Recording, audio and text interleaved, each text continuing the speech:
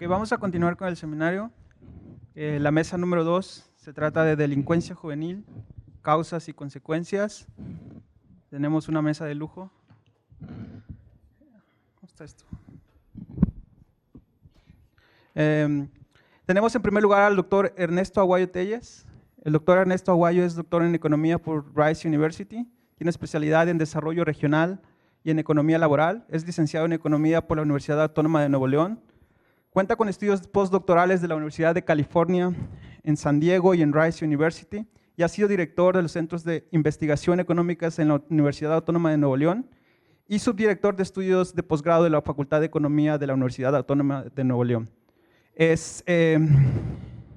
Actualmente es profesor investigador de la Facultad de Economía de la Universidad Autónoma de Nuevo León y cuenta con el nivel 2 del Sistema Nacional de Investigadores. Bienvenido, doctor.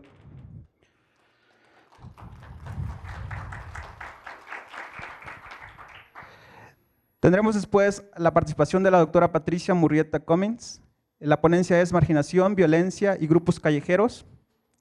La doctora Patricia es doctora en Sociología por la Universidad de Texas en Austin. Es maestra en Estudios Latinoamericanos con especialidad en Antropología de la misma universidad. Es licenciada en Sociología por la Universidad Autónoma Metropolitana y cuenta con un diplomado en Análisis Político por el Claustro de Sor Juana. Es miembro fundador del Laboratorio de Estudios Económicos y Sociales y es miembro de la Academia Nacional de Evaluadores de México. Bienvenida, doctora. Después tenemos la ponencia del doctor Rogelio Marcial Vázquez. La ponencia se titula Contextos sociales de los jóvenes en conflicto con la ley.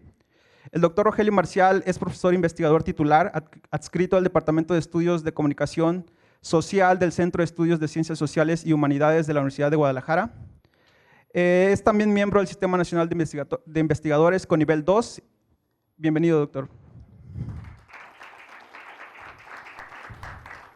Finalmente tenemos la participación del doctor Daniel Quintanar Valencia. La ponencia es Las ciencias del comportamiento como un ámbito valioso para la prevención de la violencia. El doctor Daniel Quintanar es coordinador regional del programa Juntos para la Prevención de la Violencia de la Agencia para el Desarrollo Internacional de Estados Unidos. Él fue el director del programa de Zapopan, Ciudad de Todos, de 2013 a 2015 y es director de proyectos especiales de la Presidencia de la República. Fue director de los proyectos especiales de la Presidencia de la República de 2009 a 2012 y subdirector de análisis de la información internacional de la Secretaría de Economía. Bienvenido. Entonces, sin más preámbulo, pasamos con la ponencia del doctor Ernesto Aguayo.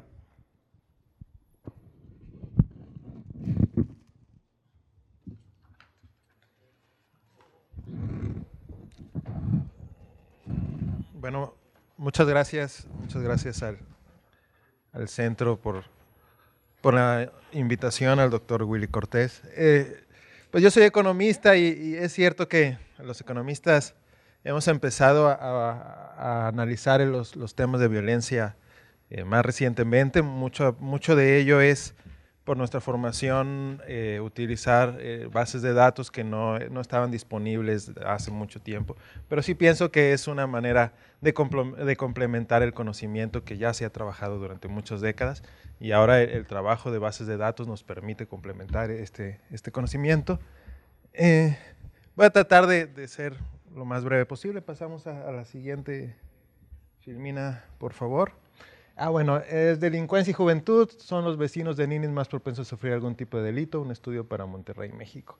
Hemos estado trabajando el tema de los ninis, por un lado, y por otro lado hemos estado trabajando el tema de victimización y violencia, y surge la oportunidad de ligar estas dos situaciones, el concepto de los ninis y el concepto de victimización, sobre todo del proceso de cómo las personas reaccionan o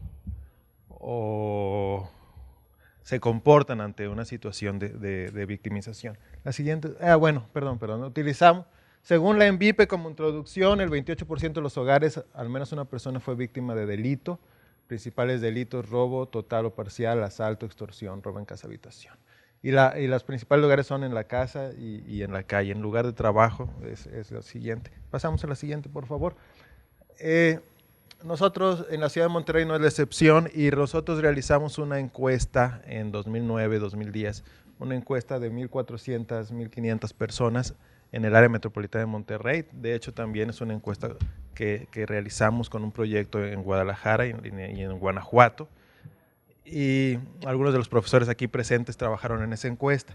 Después de trabajar esa encuesta y trabajar el tema de ninis, vi la oportunidad de utilizar esa información que teníamos y ligarla con el hecho de los jóvenes que no estudian ni trabajan.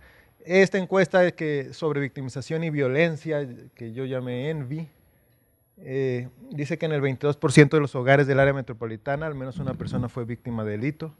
Robo, casa, habitación, robo parcial total de vehículo o asalto en calle son los principales delitos. Y que una tercera parte de estos delitos realizaron con violencia. Es una encuesta nada más para mostrar que la violencia es algo importante, no es simplemente 1 o 2%, sino son porcentajes muy altos de la población los que han sufrido o han sido víctimas de violencia. La siguiente, por favor. Recordar el hecho de que la delincuencia genera importantes efectos negativos en la economía, tanto en las víctimas como en la economía en general, y que cada año las pérdidas materiales en México generadas por la delincuencia representan el 1% del PIB. O sea, andamos ahí batallando por crecer 1% y la violencia en general bueno, la delincuencia en general nos causa una pérdida de 1% del PIB. El robo en casa habitación genera pérdidas económicas por más de 20,000 millones de pesos al año, sin contar los daños psicológicos sobre las víctimas. La siguiente, por favor. Bueno, en las encuestas existentes en México no hay datos precisos sobre las características de los delincuentes. Es complicado, hemos conseguido ahí unos datos sobre todo, pero solamente los que atrapamos. No tenemos ahí datos de gente que ha sido atrapada, pero la mayoría de los delincuentes no son atrapados, por lo tanto no hay muchos datos sobre ello.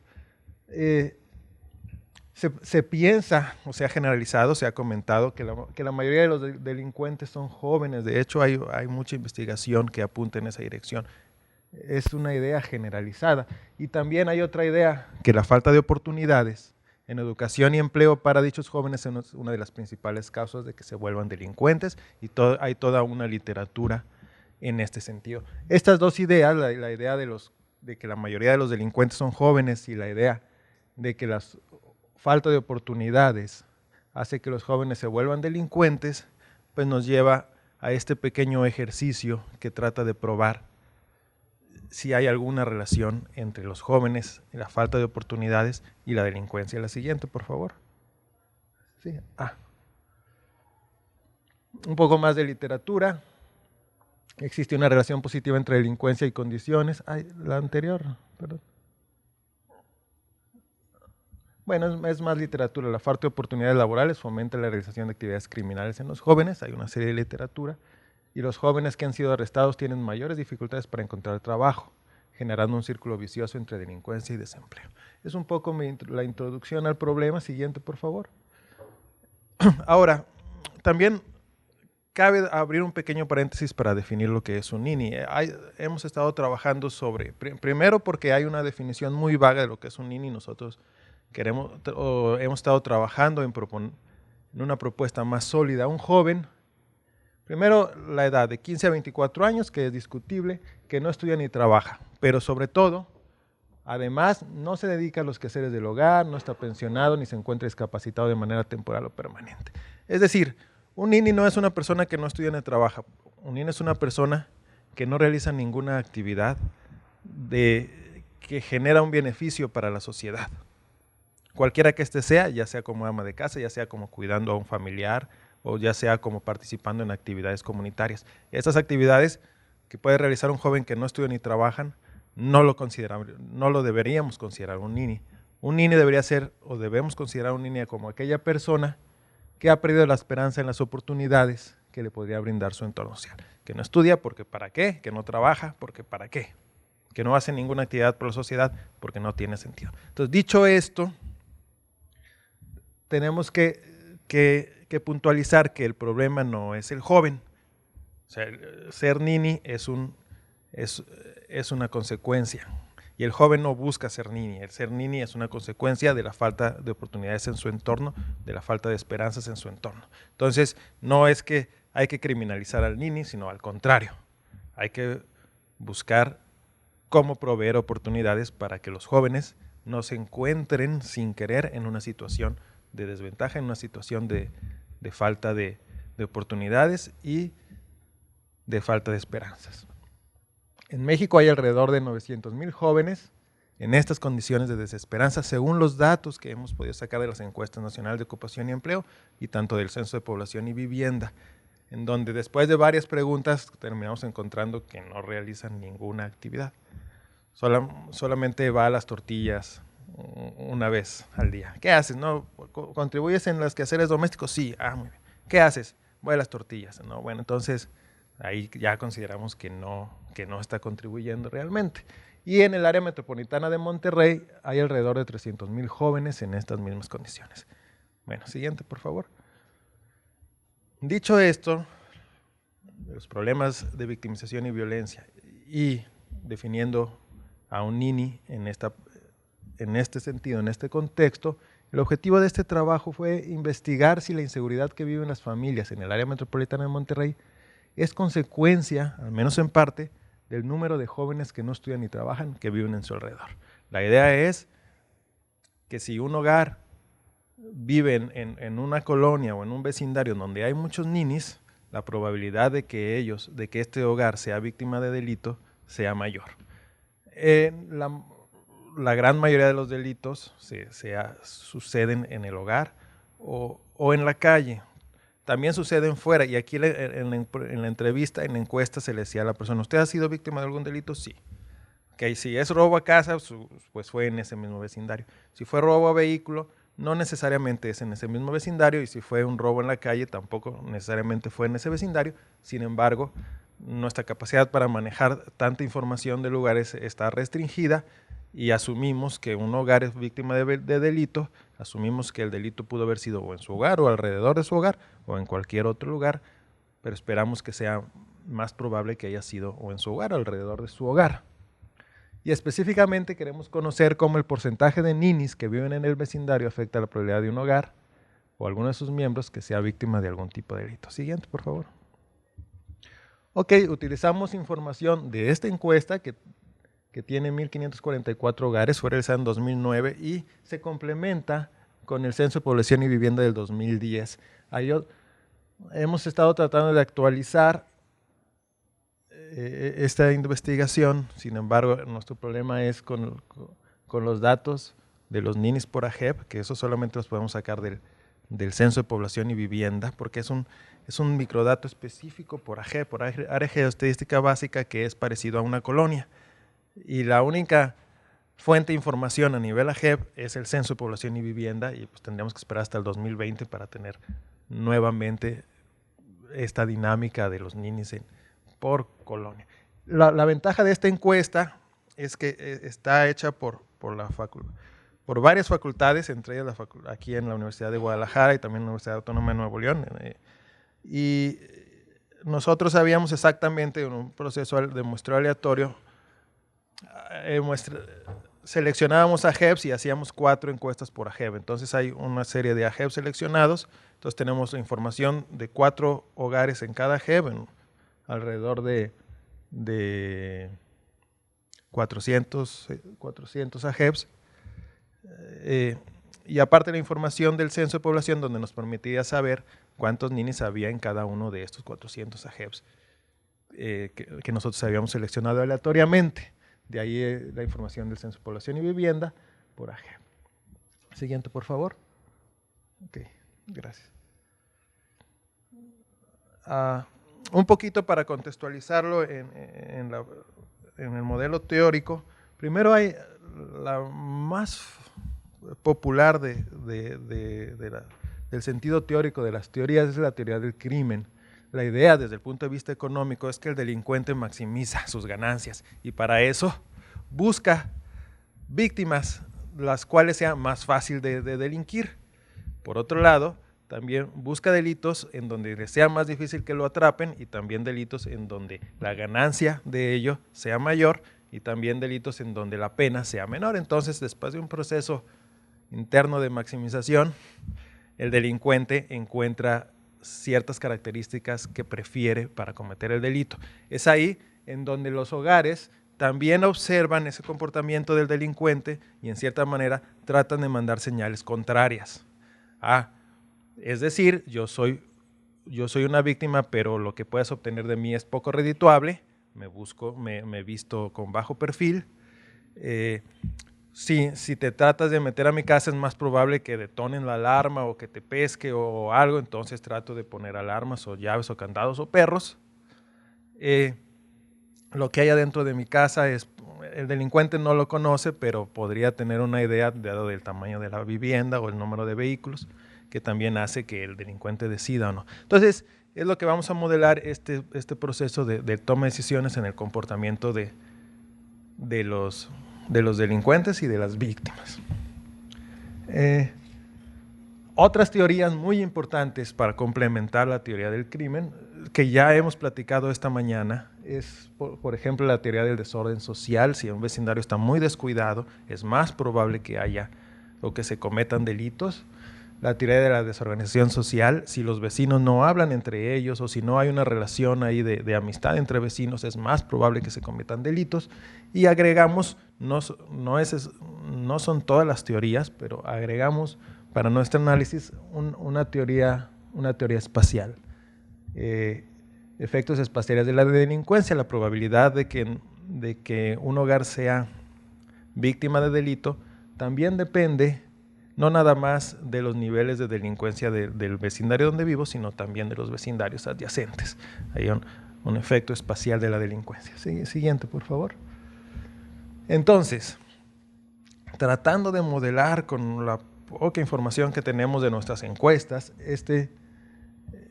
esta probabilidad, entonces definimos un pequeño probit ahí para los alumnos de la maestría en economía. Es un pequeño probit, que es la probabilidad de que un hogar sufra algún tipo de delito, depende de características propias de la vivienda. Como decíamos, si la vivienda parece muy lujosa, es más probable que alguien, o al menos incrementa el beneficio desde el punto de vista del delincuente. Pero si está muy bien protegida, entonces hay que checar características de la vivienda. También hay que checar características de los individuos que viven ahí dentro. Educación, escolaridad, el número de habitantes, edades.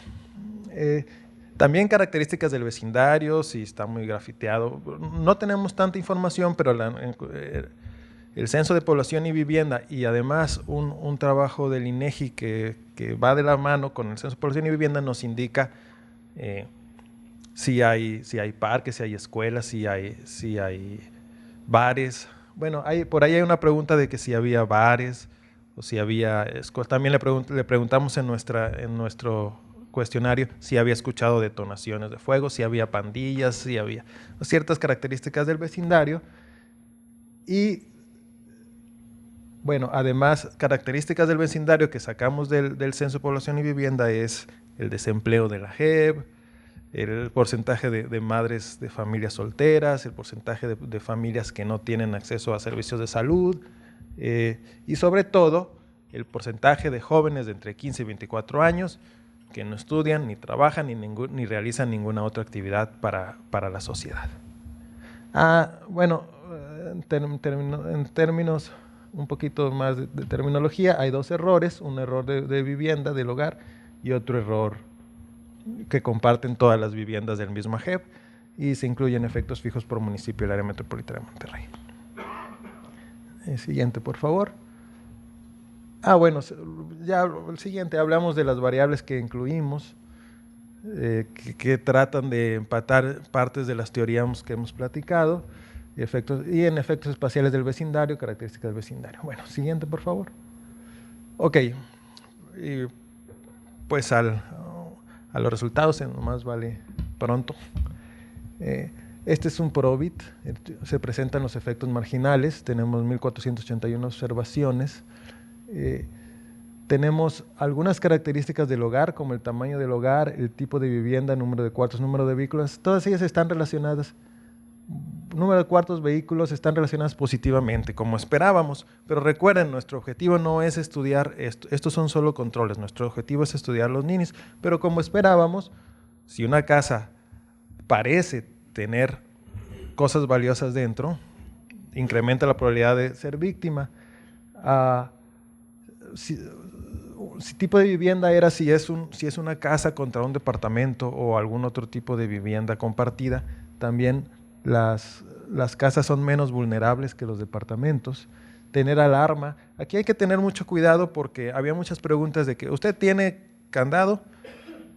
Sí, y salía que la gente que había sido más víctima tenía su casa más atrincherada, pero hay un efecto aquí de causalidad, porque muchas veces la gente reacciona una vez que fue víctima de delito, pues entonces ya atrinchera su casa, ¿no? Le hace una fortaleza. Entonces había que tener cuidado con esas variables. Se desecharon muchas de esas variables porque desafortunadamente no teníamos la información para saber qué había sucedido antes. Si primero fueron víctimas y luego se amurallaron, o primero se habían amurallado.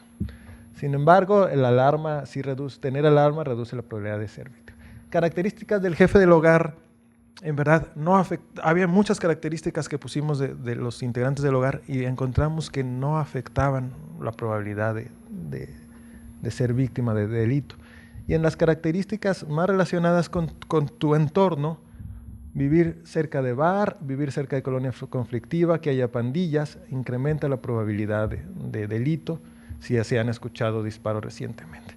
Ahora, también hay que tener cuidado porque a la gente se le pregunta, ¿y en su colonia ha escuchado disparos, detonaciones?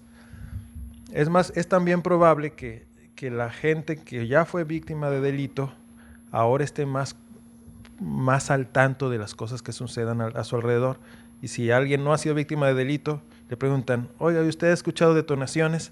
Y dice, no, y en verdad sí hubo detonaciones, pero ni cuenta se dio. En cambio, después de que fue víctima de delito, le preguntan, ¿usted ha escuchado detonaciones? Y como ya fue víctima, es probable que esté más al tanto de estas condiciones y por eso también se puede encontrar esta situación. Pero repito, estos son solo controles del entorno para nuestra pregunta principal. De la siguiente filmina, por favor. Agregamos la regresión 3 y la regresión 4, en donde se agregan características de la JEP, del Censo de Población y Vivienda, y el principal variable, porcentaje de ninis en el vecindario. Y esta variable es estadísticamente significativa.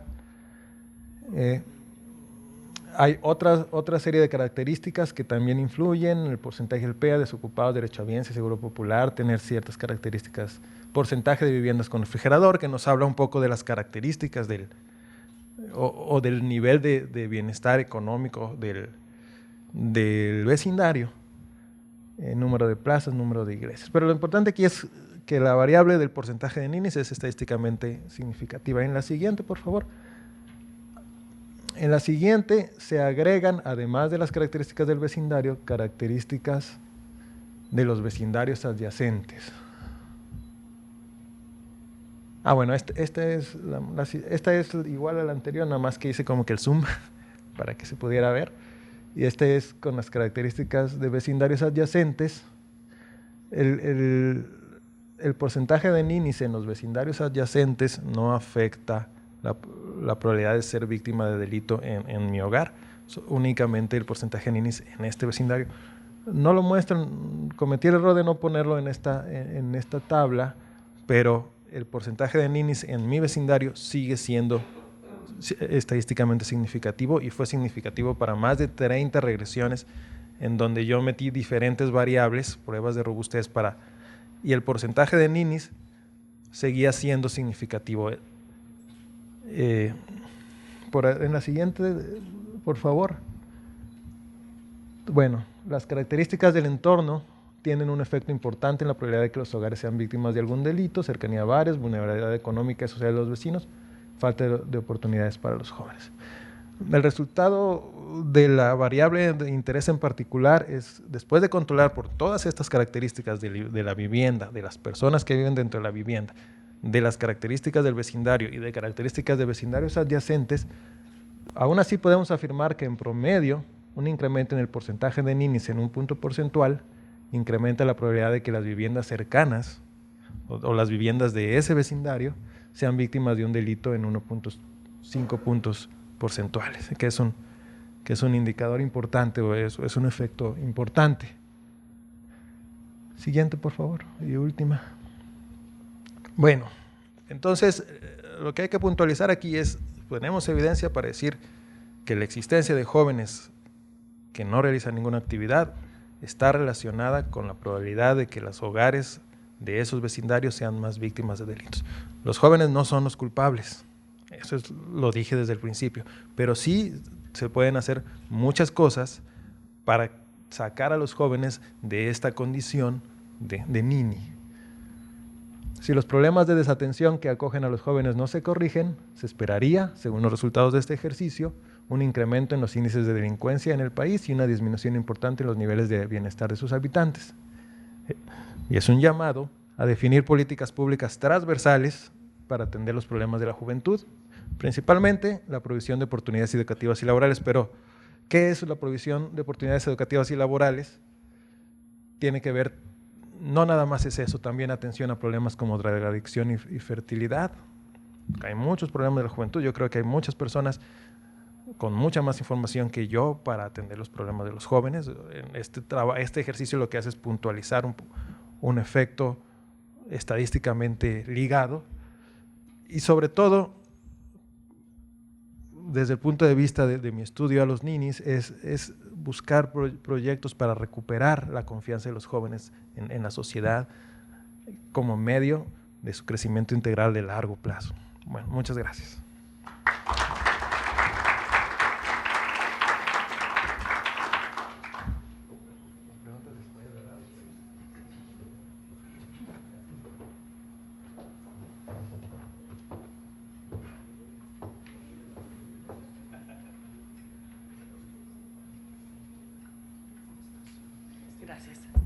Bueno, yo creo que lo que voy a presentar hoy va a ser la parte más cualitativa de un trabajo que estuvimos haciendo. Concretamente me voy a centrar en lo que estuvimos observando en una de las colonias marginadas de aquí de Guadalajara, y creo que va a ser un complemento interesante o una explicación posiblemente justo de lo que acaban de presentar.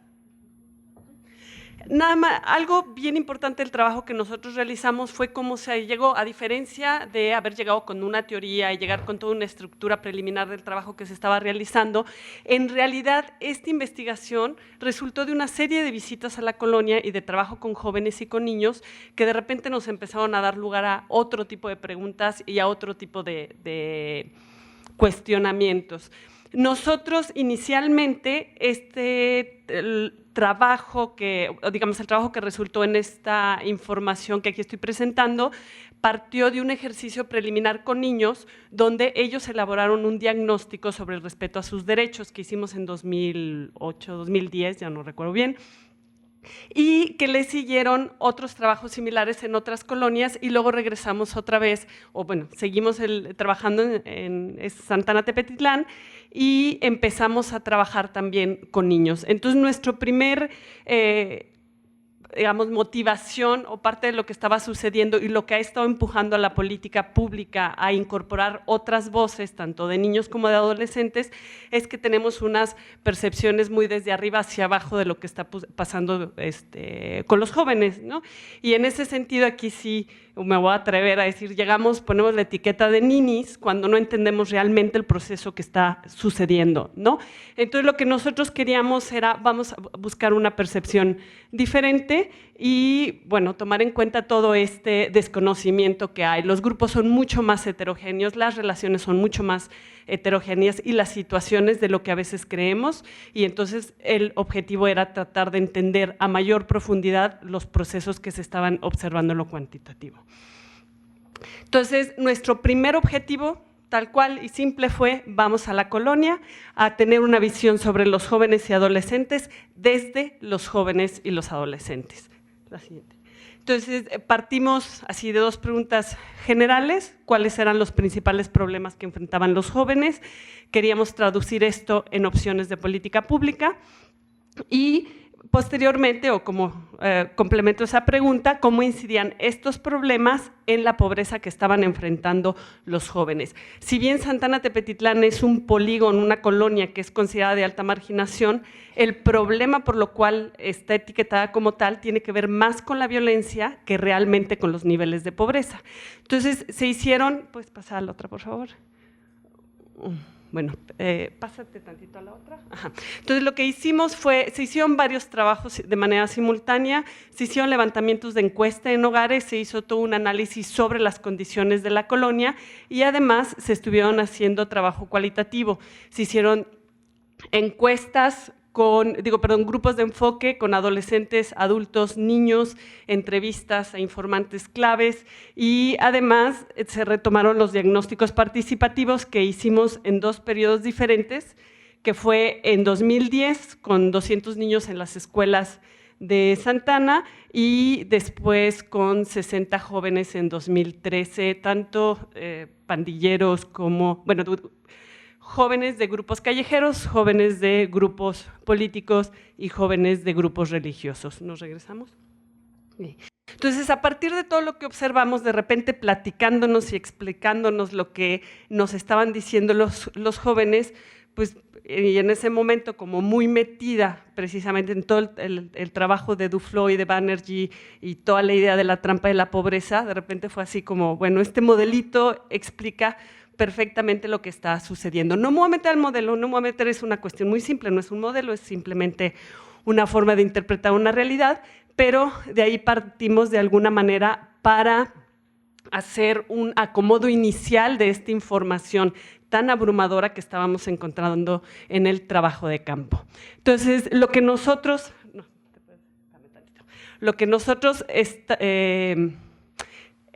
el argumento que empezamos a plantear en este acomodo de información fue precisamente que hay una serie de factores que están vinculados con la presencia de grupos callejeros que están autorreforzando y generando esta trampa de pobreza. ¿Sí? Es decir, voy a entrar a profundidad a cada uno de los elementos, los voy a complementar con otras experiencias, pero las faltas de expectativas laborales, la deserción escolar, el incremento en la violencia, el embarazo adolescente, son algunos de los tantos factores que se encuentran en la colonia y que están generando que, de alguna manera, los jóvenes se queden en la trampa de la pobreza. Yo lo que pensaba cuando empezaba a escuchar a Ernesto era, bueno, ¿son ninis o son jóvenes atrapados en una trampa de pobreza? ¿No? Puede ser sinónimo, pero bueno, a final de cuentas, por ahí iba un poco la necesidad de explicarme. Ahora sí te brincas. Entonces, en cuanto a los jóvenes, y me voy a centrar ahí, se trabajó, como ya mencioné, con niños en secundarias, niños en primaria, pero el fuerte de los datos que voy a retomar ahorita fue lo que se trabajó con los jóvenes, ¿no? Fueron básicamente 3 grupos completamente diferenciados de jóvenes que se estuvo visitando. Tuvimos reuniones en la calle, en la noche, en los callejones para poder platicar con los chavos, tuvimos otras reuniones en la iglesia, otras reuniones con los grupos políticos y bueno, son grupos completamente distintos y sobre todo voy a destacar 2 puntos importantes, el tipo de actividades que realizan, que teníamos un grupo como puede ser el de las fuerzas juveniles que hacen actividades muy focalizadas, están tal cual buscando involucrados con la política, es un grupo que surgió en el periodo de Bielma, que fue precisamente para tratar de integrar a los jóvenes y que además están ya participando, o en ese momento estaban participando también en colonias alrededor, en la zona de Las Agujas y en las otras colonias. Los grupos parroquiales, pues sus tareas son la iglesia, ¿no? Principalmente, y sin embargo en los grupos callejeros pues tenemos un conjunto de jóvenes en donde las tareas no son muy claras, donde no se involucran en las actividades de la comunidad, mientras que, bueno, los de la iglesia es todo lo que el párroco diga, ¿no? Además, hay otra cosa importante, los juegos de poder en cada uno de los grupos. En el caso de los grupos parroquiales, que son muy colaborativos, pero el párroco es el que marca la línea en gran medida de lo que se realiza.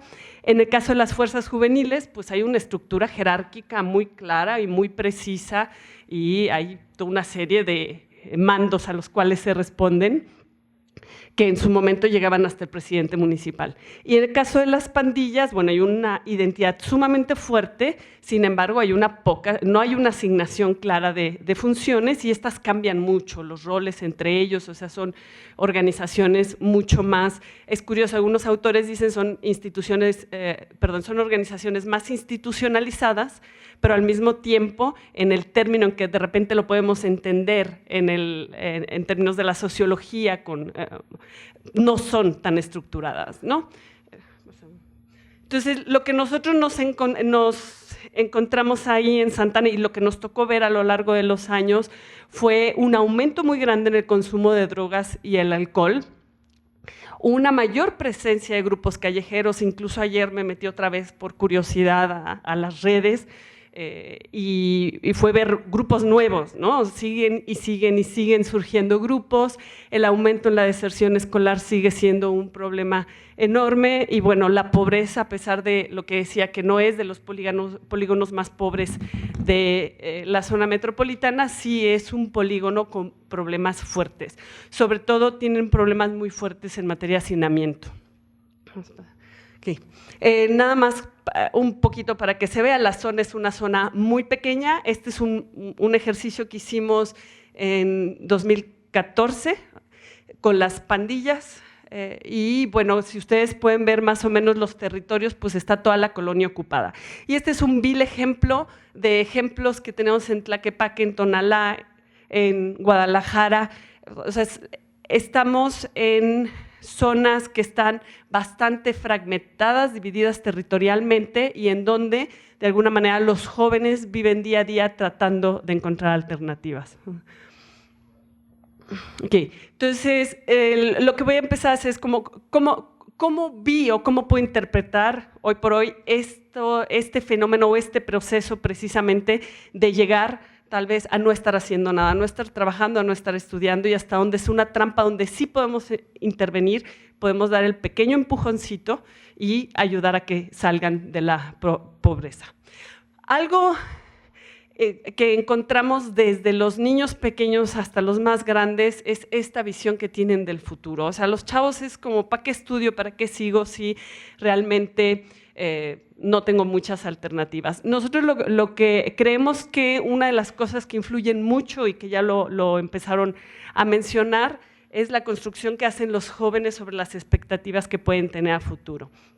Hay niños que desde la primaria se incorporan a las pandillas y hay otros niños que lo hacen después, pero este vínculo con las pandillas por un lado y por el otro, esa visión poco alentadora, pues hace que tarde o temprano los jóvenes se involucren con las pandillas y entonces empiezan a limitar su vínculo, sus relaciones sociales a lo que sucede con las pandillas y eso hace también, o a su vez, que los lazos hacia afuera se limiten, se quedan ahí ensimismados y entonces también se fortalezcan las relaciones con las pandillas y haya un arraigo hacia un espacio violento. Bueno, esto que ahorita voy a entrar un poquito más a profundidad es así como el contexto general en el cual se da esta dinámica de los jóvenes. Lo que encontramos fue que una de las razones, y esto lo podemos ver en los datos del INEGI, la razón principal de deserción escolar, según el módulo de trabajo infantil, según los censos de población y vivienda, tiene que ver con el desencanto por la escuela.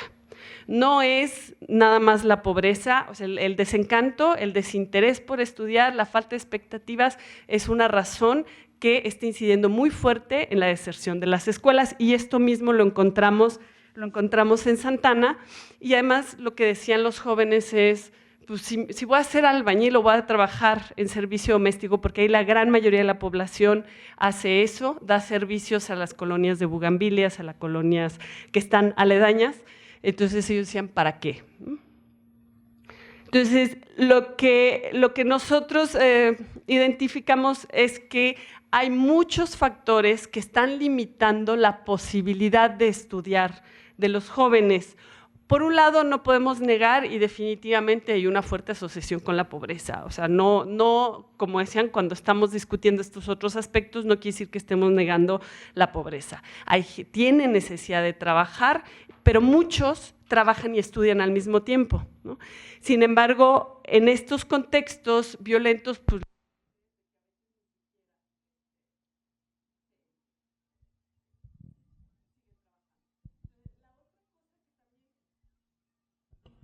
que también encontramos fue la falta de espacios alternativos.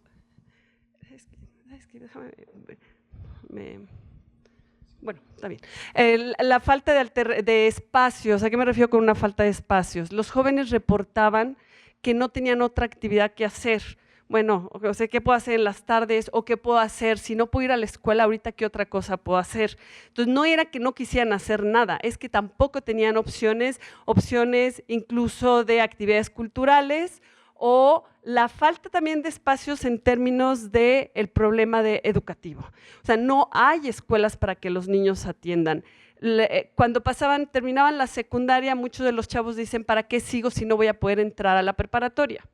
Entonces, ¿para qué pierdo tiempo en la secundaria si, como mi amigo de la pandilla, está trabajando en lo mismo que hace mi papá, se van a la obra, regresan en la tarde y se incorporan con su grupo al cual ya pertenecen? Entonces, esto ha empezado a hacer muchísimo ruido en la colonia, ha empezado a afectar bastante y simplemente los ayuda a tomar la decisión antes. Ya lo mencioné, las alternativas que tienen sobre lo que pueden hacer después, y algo muy importante, y ahorita lo voy a detallar cuando lleguemos a la parte de la preparatoria, es el miedo. Hay el miedo de los jóvenes a ser confrontado por las pandillas o los grupos callejeros, está haciendo que mejor no vayan a estudiar, y ahorita voy a explicar cómo se da esa dinámica. Okay. Nosotros en estas entrevistas los jóvenes estuvieron manifestando, y hubo varios ejemplos donde decían: los maestros nos reprueban, los maestros nos agreden, los maestros nos tratan mal. Observamos en general un problema fuerte también en términos de capacitación de los maestros. Entonces, ya regresando, partiendo de las cuestiones puntuales que estaban afectando la decisión de los niños en la escuela. Ellos no se sentían agredidos, no nada más por el acoso de los compañeros, sino por el acoso también de los maestros. Entonces, en estas colonias es común encontrarnos bajos niveles de preparación de los profesores, que están incidiendo también en la deserción escolar. Cuando les preguntábamos a los jóvenes, bueno, pues ¿por qué no seguir estudiando? Pues ellos decían: no tengo a dónde. Uno de los grandes problemas que hay en Santa Ana es que la escuela que les da, la preparatoria pública que les da servicio, es la preparatoria 9. Era interesante también encontrar que los jóvenes sentían que esa preparatoria había sido construida para ellos, era la preparatoria para los de Santa Ana, pero los de Santa Ana no podían ir, ¿no? Bueno, pues ¿por qué no podían ir? Porque ahí llegan gente de las colonias aledañas, y como está del otro lado del periférico, llega gente de Bugambilias, llega gente de la estancia, llega gente de colonias que vienen en donde el promedio de educación de los niños es mucho más fuerte. Entonces, la competencia para la gente de Santa Ana es bastante complicada. Okay. Bueno, ya me brinqué sin querer. Lo que estuvimos entonces revisando datos y ver hasta dónde realmente lo que ellos reportaban era verdaderamente un problema, y nada más por poner unos ejemplos, en las pruebas de enlace, la mayoría de los niños que salen de Santa Ana, pues solo encontramos en el área de español que 1.2% tuvieron un resultado de excelente, y estábamos hablando de porcentajes por arriba del 90%, que era insuficiente o elemental. Entonces, los niños están saliendo con estos niveles, los niños están conscientes del nivel con el que están saliendo y dicen: ¿para qué pierdo tiempo? Ay, se me olvida, perdón. Okay. Y entonces lo que podemos ver son unos niveles de deserción altísimos, ¿no? Estamos hablando que en el turno matutino, que además también esto fue importante, la deserción de hombres es mucho más alta, Y también tenemos en el turno vespertino un 38.9% de deserción escolar en el caso de los hombres. En ambos casos, en ambos turnos, es más alta la deserción de los hombres que de las mujeres, que también está asociada con la necesidad de trabajar, pero también está fuertemente asociada con la vinculación con las pandillas, que si bien las pandillas suelen ser mixtas, tienen no es que sean mixtas, ya de eso yo creo que espero Rogelio nos va a hablar un poco más, no son precisamente mixtas, pero hay una preponderancia hacia jalar a los hombres y las mujeres juegan ahí como un rol secundario con excepción de las pandillas que son exclusivamente de mujeres. Entonces, la gran pregunta que ellos se hacían era, pues, ¿para qué estudio? En pocas palabras, tenemos un problema ahí muy fuerte de costo de oportunidad, el costo de oportunidad es muy alto, hay pocas probabilidades de terminar una licenciatura y conseguir un buen trabajo, hay poca exigencia también por parte de los padres para que ellos continúen, entonces, y que regresen a estudiar, necesitan el apoyo de los jóvenes también para subsistir y además también los papás les dan el apoyo a los hijos independientemente de lo que pase, fragmentando sus tierras, sus casas y entonces empiezan a hacerse propiedades con viviendas con un mayor índice de hacinamiento que también genera violencia y se les protege, no hay problema, vente a la casa, no pasa nada, ¿no? Y tenemos también el elemento del trabajo informal. Es muy fácil incorporarse al trabajo informal en México y además tenemos lo que estaba comentando hace un rato Vicente, pues tienes esta facilidad de acercarte a los grupos delictivos que te van a dar un ingreso mucho más alto y que a final de cuentas no necesitas. No importa que no trabajes. ¿Qué pasaba o qué encontramos que pasa al dejar la escuela? Como yo les dije, fueron varias investigaciones que se hicieron de manera simultánea. Una de ellas era qué estaba sucediendo con el embarazo adolescente.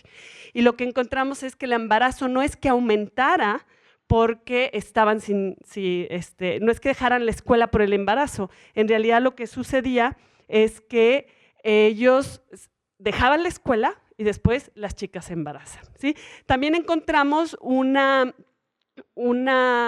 asociación importante con la necesidad de salir de sus casas por la violencia en el hogar que hacía que las chicas mejor se embarazaran, así ya tenían pareja y podían dejarlo. Aunque curiosamente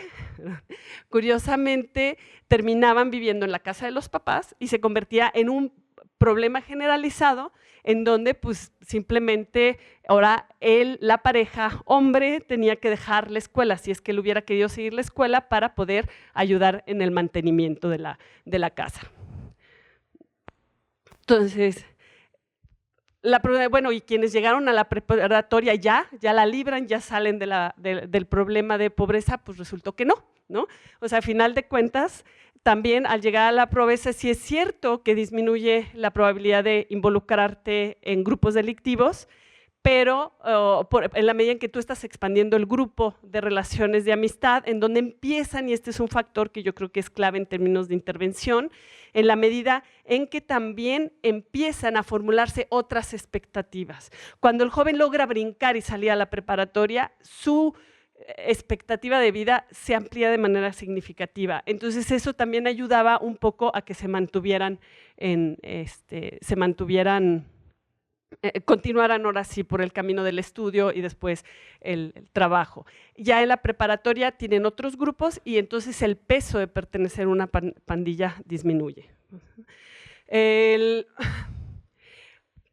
Muchas ventajas se encuentran los jóvenes de involucrarse en las pandillas, ¿no?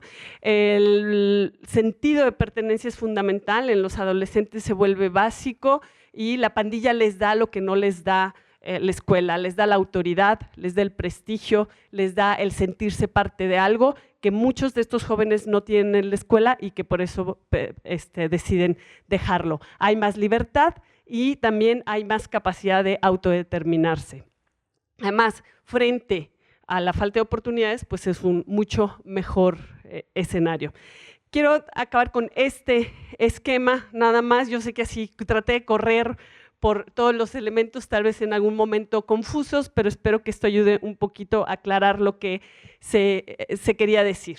Lo que encontramos es que hay una serie de factores, tanto comunitarios, que ya conocemos, simplemente es como acomodarlos y ordenarlos. Un contexto familiar violento, cuando hay también una comunidad violenta, si hay sobrepoblación, si hay hacinamiento, si hay maltrato hacia los niños, y en concreto ahí había mucho más maltrato hacia los hombres en las escuelas que hacia las mujeres, si no hay maestros capacitados. Bueno, todos estos factores estuvieron presentes en la situación de Santa Ana y sé que estoy dejando algunas cosas fuera. Los tres primeros, maestros no capacitados, malas condiciones en las escuelas y mayor maltrato hacia los hombres, y afectan de manera significativa en la calidad educativa y por lo tanto en la deserción escolar. Si los maestros no saben manejar a los niños, es más fácil que un niño no quiera estar, es más fácil que no tenga las expectativas. En otra colonia que estuvimos trabajando, cuando nos despedíamos de los niños después del diagnóstico y les decía, bueno, espero verlos posteriormente en la universidad, también como mis alumnos, porque me decían, maestra, volteó un niño y me dijo, ¿yo en la universidad? Así como, eso no es para mí, ¿no? Y en el momento en que yo le reforcé, le dije, claro que sí, puedes llegar a la universidad, cambió bastante su chip. Si eso trasciende, no sé, pero bueno, lo que quiero subrayar es, las expectativas sí están afectadas por el contacto personal que tienen con los maestros, y si no intervenimos también en términos de la calidad de los profesores, no vamos a disminuir la deserción. Me voy a quedar en esa. No podemos disminuir la deserción escolar. Entonces, el contexto familiar, hay una búsqueda de una salida rápida, también podemos intervenir por ahí también hay muchas cosas que hacer que nos llevan a que dejen la escuela, ya comenté a la ligera cómo. La comunidad violenta, simplemente nos comentaba uno de los chavos de la preparatoria, a mí me rechazaron en la prepa 9, estaba yendo al Colehab, bueno, y lo que dijo es, para ir allá, cada vez que regreso tengo miedo de que alguna de las pandillas me vaya a golpear, porque más iba en la tarde. Dice, entonces ya dejé, ya me salí, voy a volver a hacer exámenes y si no me aceptan, no regreso. ¿Sí? Entonces la violencia, el miedo está generando que otra vez este círculo se esté repitiendo. Entonces tenemos un problema fuerte de violencia que está incidiendo y está afectando la deserción, está influyendo en la deserción escolar, y bueno, ahí es donde creo que podemos decir hay una trampa de pobreza, ¿no? Hay un hueco en donde si no intervenimos y empujamos, entonces ahí se van a quedar. Y bueno, dejo nada más de fondo alternativas, pues alternativas yo creo que se inducen simplemente del esquema anterior, ¿no? Tenemos que fortalecer el vínculo escolar, ya lo estaban diciendo hace un rato, si los alumnos no se quedan en la escuela, el riesgo es mayor, necesitamos disminuir los factores de riesgo, promover los factores protectores, pero yo sí quiero subrayar, porque para mí ha sido muy significativo con los niños que he trabajado en primaria, secundaria y preparatoria, la necesidad de cambiar esas expectativas que tienen a futuro. Y eso las cambiamos con mejores opciones laborales, con mejores maestros, con mejores modelos a seguir. Y yo creo que aquí me quedo. Gracias.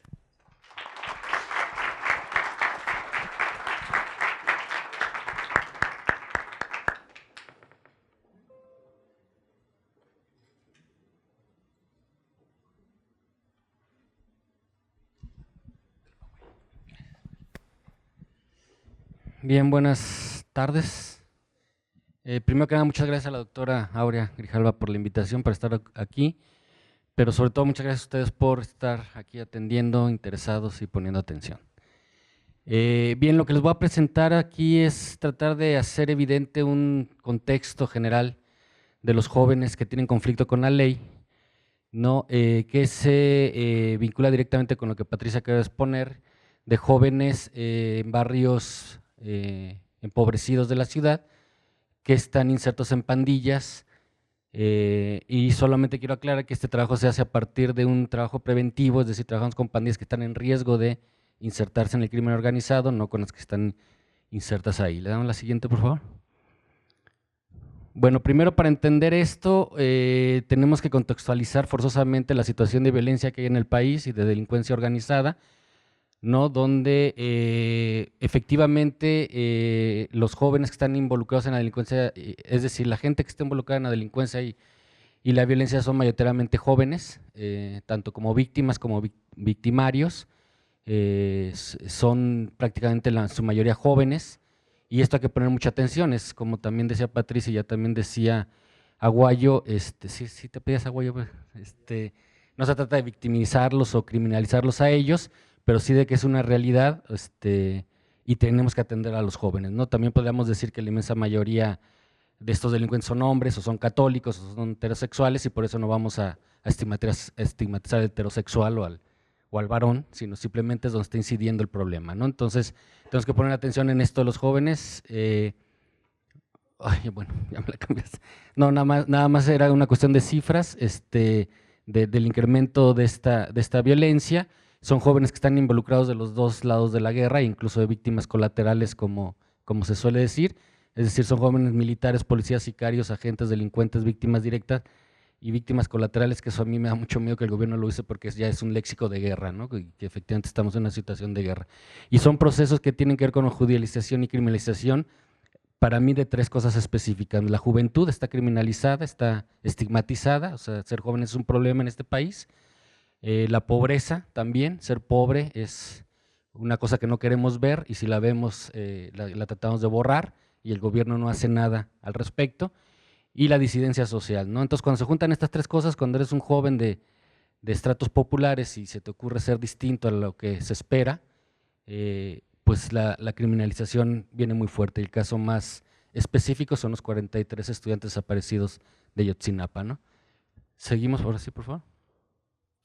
Bien, en cuanto a las pandillas, también hay que entender un contexto general que tiene que ver con la cultura en la que se desenvuelven, que es propia pues de lo que se conoce como el movimiento cholo, ¿no? Un movimiento que surge en los 70s en Los Ángeles, en el este de Los Ángeles.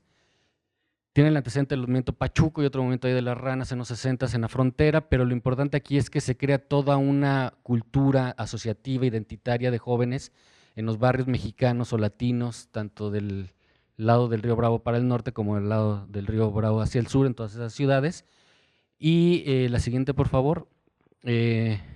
Esto tiene que ver con los flujos migratorios y como pueden ver ahí, Guadalajara, Jalisco está en un canal importante de migración donde la gente va y viene, y entonces toda esta cultura tiene que ver con los chavos, sobre todo estos barrios populares, que emigrar a Estados Unidos es parte de casi un proceso obligatorio para los jóvenes en ciertas edades, no solo por la cuestión económica de hacer dólares para el posible futuro, sino incluso para hacerse hombres, ¿no? Es parte de una socialización que ya muy marcada en los barrios populares. La siguiente, por favor.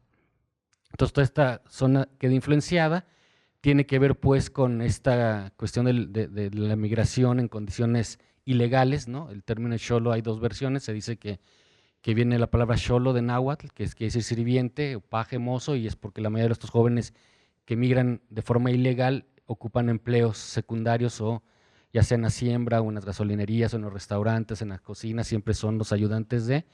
Entonces siempre son tratados de esa manera, como sirvientes, como criados.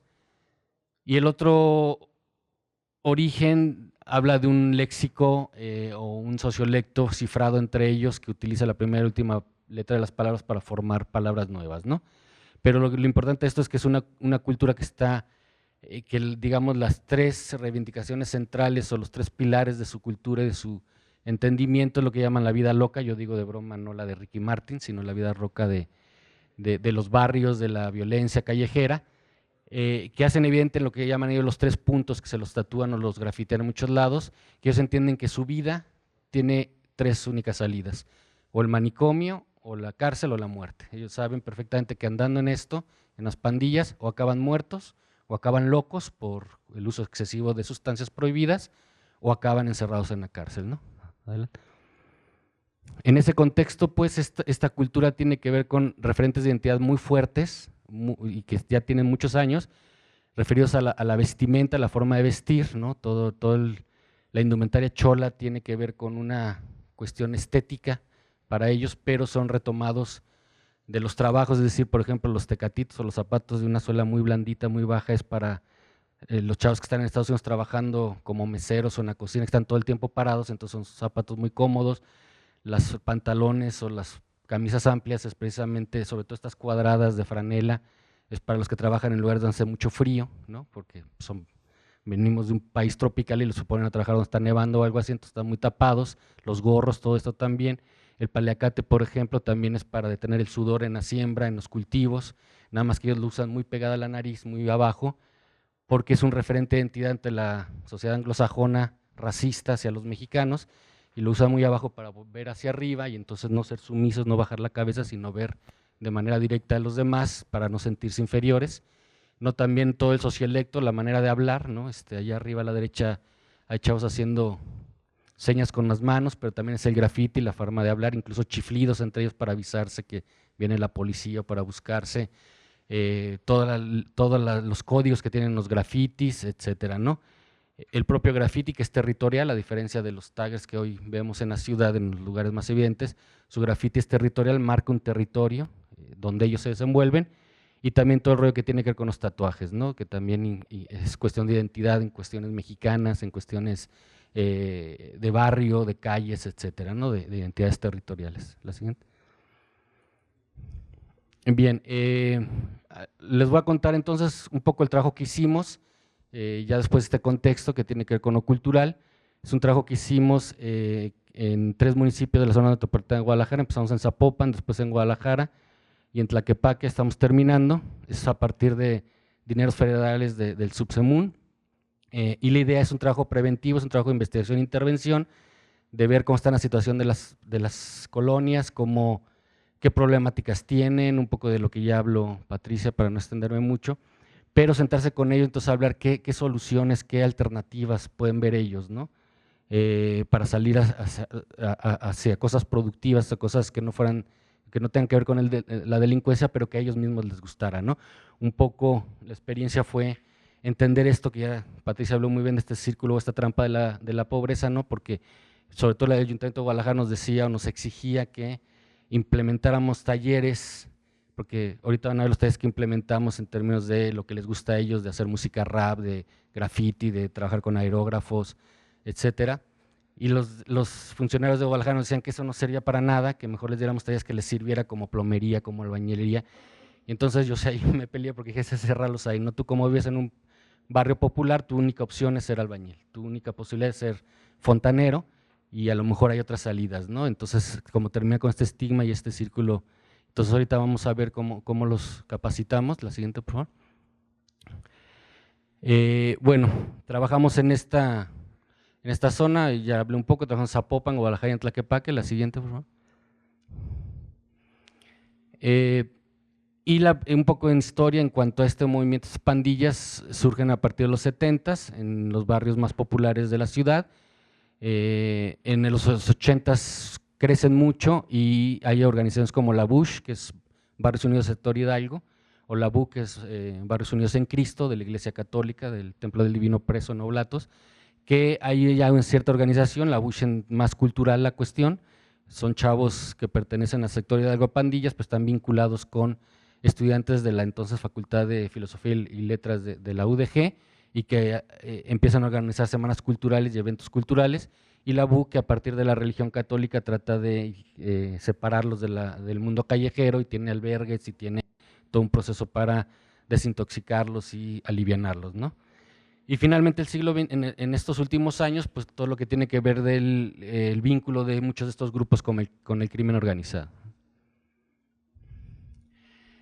Para unos datos del Consejo Ciudadano de Seguridad Pública en el año entre 2011 y 2015, el crecimiento también de estas pandillas en los diferentes municipios de la zona conurbada fue muy importante, pues, ahí están los porcentajes, ¿no? En Tlaquepaque creció más, en más del 600%, perdón, pero entonces se dan crecimientos muy fuertes del número de pandillas, un poco como decía Patricia, cada momento están surgiendo más pandillas, ¿no? Entonces eso también hay que tomar en cuenta, todo este crecimiento, también a partir de un registro, este es en el caso voy a estar saltando Zapopan, Guadalajara y Tlaquepaque por los datos que tengo, un ejercicio de ubicar a las pandillas en la zona, y pues es claro dónde se juntan más los puntos en las zonas más empobrecidas, ¿no? Adelante. Bueno, concretamente los 3 estudios sobre pandillas fueron en Zapopan, en las colonias San Juan de Ocotán, Santana Tepetitlán, donde trabajó Patricia, Mesa de los Ocotes y Lomas de la Primavera, en el 14. En Guadalajara trabajamos en Oblato, Santa Cecilia, Miravalle, Lomas del Paraíso y el Saus, en el 2015. Y en el 2016 trabajamos en Tlaquepaque, en las colonias del Salate, Francisco Silva Romero y Los Puestos. Nos falta Tonalá, a ver si nos invitan o nos ofrecen recursos para realizarlas. Pero la idea es un poco una investigación, como les decía, investigación e intervención para bajar los índices de violencia en pandillas. Trabajamos a partir de los temas que les gustan a ellos, el hip hop, el graffiti, los perros pitbull, pero también cuestiones que vimos que eran problemáticas con ellos, como las masculinidades y paternidades alternativas, los derechos humanos, los derechos sexuales, resolución de conflictos y procesos de resiliencia, que platicando con ellos de ahí salieron los temas para los talleres que dimos. Adelante. Bueno, se formaron un equipo de trabajo bastante amplio, pues, para tratar, hicimos un trabajo en archivos desde la historia de las colonias, las problemáticas, cómo empezaron casi todas las colonias son, porque llegó la gente ahí, empezó a construir, o en el caso de Santana y San Juan de Ocotlán, que son comunidades indígenas de larga data, entonces también ya hace diferencias pues en la dinámica que tiene que ver con la cotidianidad en los barrios, etcétera, etcétera. Trabajamos también en situ, es decir, con un equipo de asistentes de investigación que fueron a aplicar encuestas, entrevistas, todo esto. Hicimos video y fotografías porque nos pedían las autoridades que documentáramos lo que estábamos haciendo para que vean que sí es cierto, que trabajamos, que estuvimos ahí en los barrios, ¿no? Para que no crean que nos volamos la lana, como ellos saben de esto, entonces nos pusieron candados para asegurarnos de que nosotros estuvimos trabajando, aparte de firmas y de los chavos y fotos. Pero nosotros lo que hicimos es, pensamos que más allá de un video o fotografías, que las autoridades lo guardaran y los archivaran y ya, nomás para ponernos palomita que sí fuimos a trabajar, mejor hicimos videos, si alcanza el tiempo les pondré un tráiler de un video que hicimos, que también sirven como elementos de difusión de estas campañas en contra de la violencia y la delincuencia entre jóvenes de barrios populares, ¿no? Edición y diseño otro equipo que tuvo que ver con, desde los pósters que usamos para convocarlos para ciertos eventos que hicimos de música rap, de graffiti, los libros que editamos, etcétera, y los talleristas, los capacitadores, y bueno, la producción de eventos y eso. Lo siguiente, por favor. Bueno, en el caso este es el caso de Zapopan, el primero que trabajamos, se nos obligaba a trabajar cuando menos con 4 pandillas por cada colonia o polígono, superamos esa cantidad en todos los casos, también en Guadalajara y en Tlaquepaque. La siguiente. Y básicamente en todo esto también tiene que ver con Zapopan, pero también es nada más un ejemplo, también trabajamos así en Tlaquepaque y en Guadalajara. Lo que hicimos fue encuestar a los chavos en los eventos que hicimos, también entrevistas estructuradas, escogimos a chavos que estuvieran en pandillas, que habían estado en pandillas y las abandonaron y que nunca habían estado en pandillas, pero también trabajamos con adultos, con padres de familia, con el cura, con comerciantes, con algunas ONGs que estaban trabajando ahí, como comedores públicos, todo esto, y con señores dueños de tiendas, es decir, la gente que tiene una muy buena visión de todo esto, y grupos focales, escogimos a algunos chavos para hacer grupos focales y hablar cosas muy concretas sobre la masculinidad, sobre la diferencia de género, sobre la violencia, sobre todo intrafamiliar, sobre muchas cosas, ¿no? Adelante.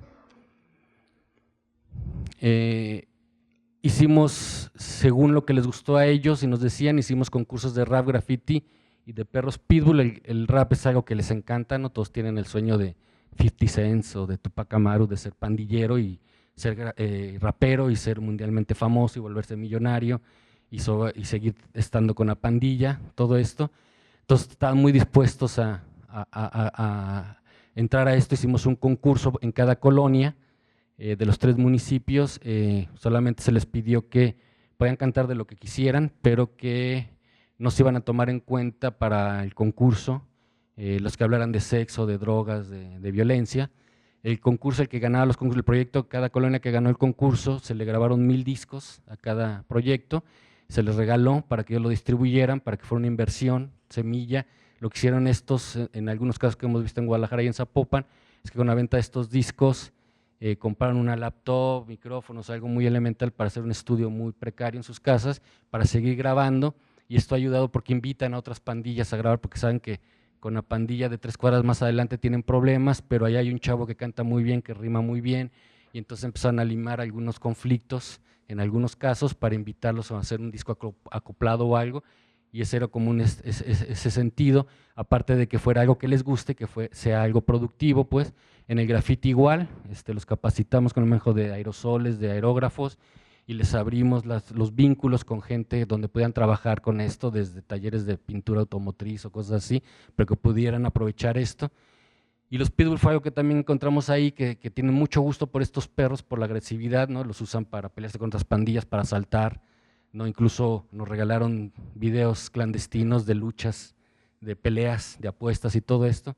Entonces los trabajamos con ellos, hicimos un concurso de machos, hembras y cachorros, y la idea, bueno, aparte de regalarles costales de croquetas y de estos collares de picos que les encantan y todo eso, se les consiguió, porque la Asociación Mexicana, la Asociación Canófila Mexicana no les da lo que se conoce como el pedigrí, porque es una raza muy agresiva, pero encontramos aquí en Guadalajara hay una asociación gringa, tiene oficinas aquí en Guadalajara, que da una especie de recomendación similar, porque esto también viene de la migración, por eso exponía todo esto al principio, viene todo esto que van a Estados Unidos, y en Estados Unidos también es mucho gusto por estos perros, entonces esta asociación les da ese reconocimiento similar al pedigrí, y entonces a los ganadores les dimos ese reconocimiento, les tramitamos y les pagamos el reconocimiento, y los convencimos, les dimos un taller para que entonces se dedicaran los perros como pie de cría, que tuvieran cachorritos, los vendieran con este reconocimiento, con este pedigrí, que así ganaban dinero, y así no arriesgaban al perro en una pelea, aparte que era una cuestión ilegal y era falta de ética para los animales, todo esto, ¿no?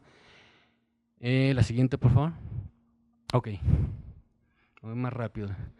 Estos son los talleres que dimos, como decía, eran talleres lúdicos, de cosas que les gustaba, como creación de rap, como mezclar música, como aerógrafo, todo esto, pero también los obligábamos a los chavos que tomaban esos talleres a tomar otro tipo de talleres más formativos como derechos humanos, derechos sexuales, resolución de conflictos por vía pacífica y sobre todo uno muy importante que era el de masculinidades alternativas, ¿no? Porque esto era algo muy fuerte que veíamos en términos de una masculinidad entendida desde la violencia, y ahorita al final en las conclusiones voy a retomar esto.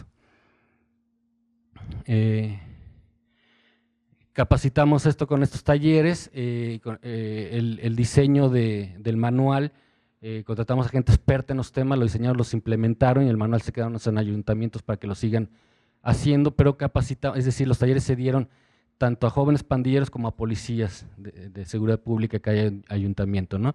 Un poco para que entendieran ahí, no sé si hay fotos por ahí, pero de repente hay unos policías haciendo graffiti o grabando, escrachando discos, y para que entendieran un poco de repente, oye, pues esto tiene su chiste un poco para acercar mundos, ¿no? Tan opuestos. Adelante.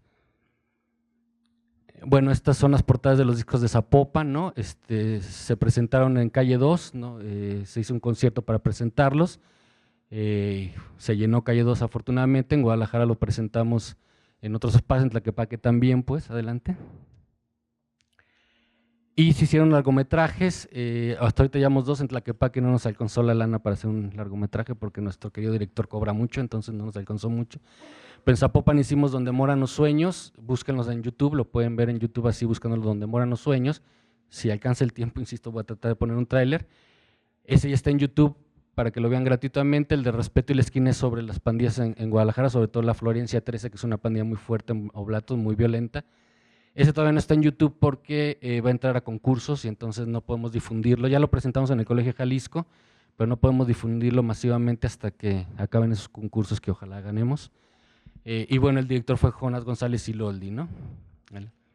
Un cineasta de aquí de Guadalajara muy bueno. Entonces, finalmente lo que entregamos a cada ayuntamiento es una publicación académica. En Zapopan ya está el libro editado, en Guadalajara está en prensa y en Tlaquepaque apenas lo estamos redactando. Un documento ejecutivo, ¿no? Con las alternativas que se pueden hacer en este sentido. El diseño e implementación de los proyectos de capacitación, es decir, los manuales, se quedaron ahí.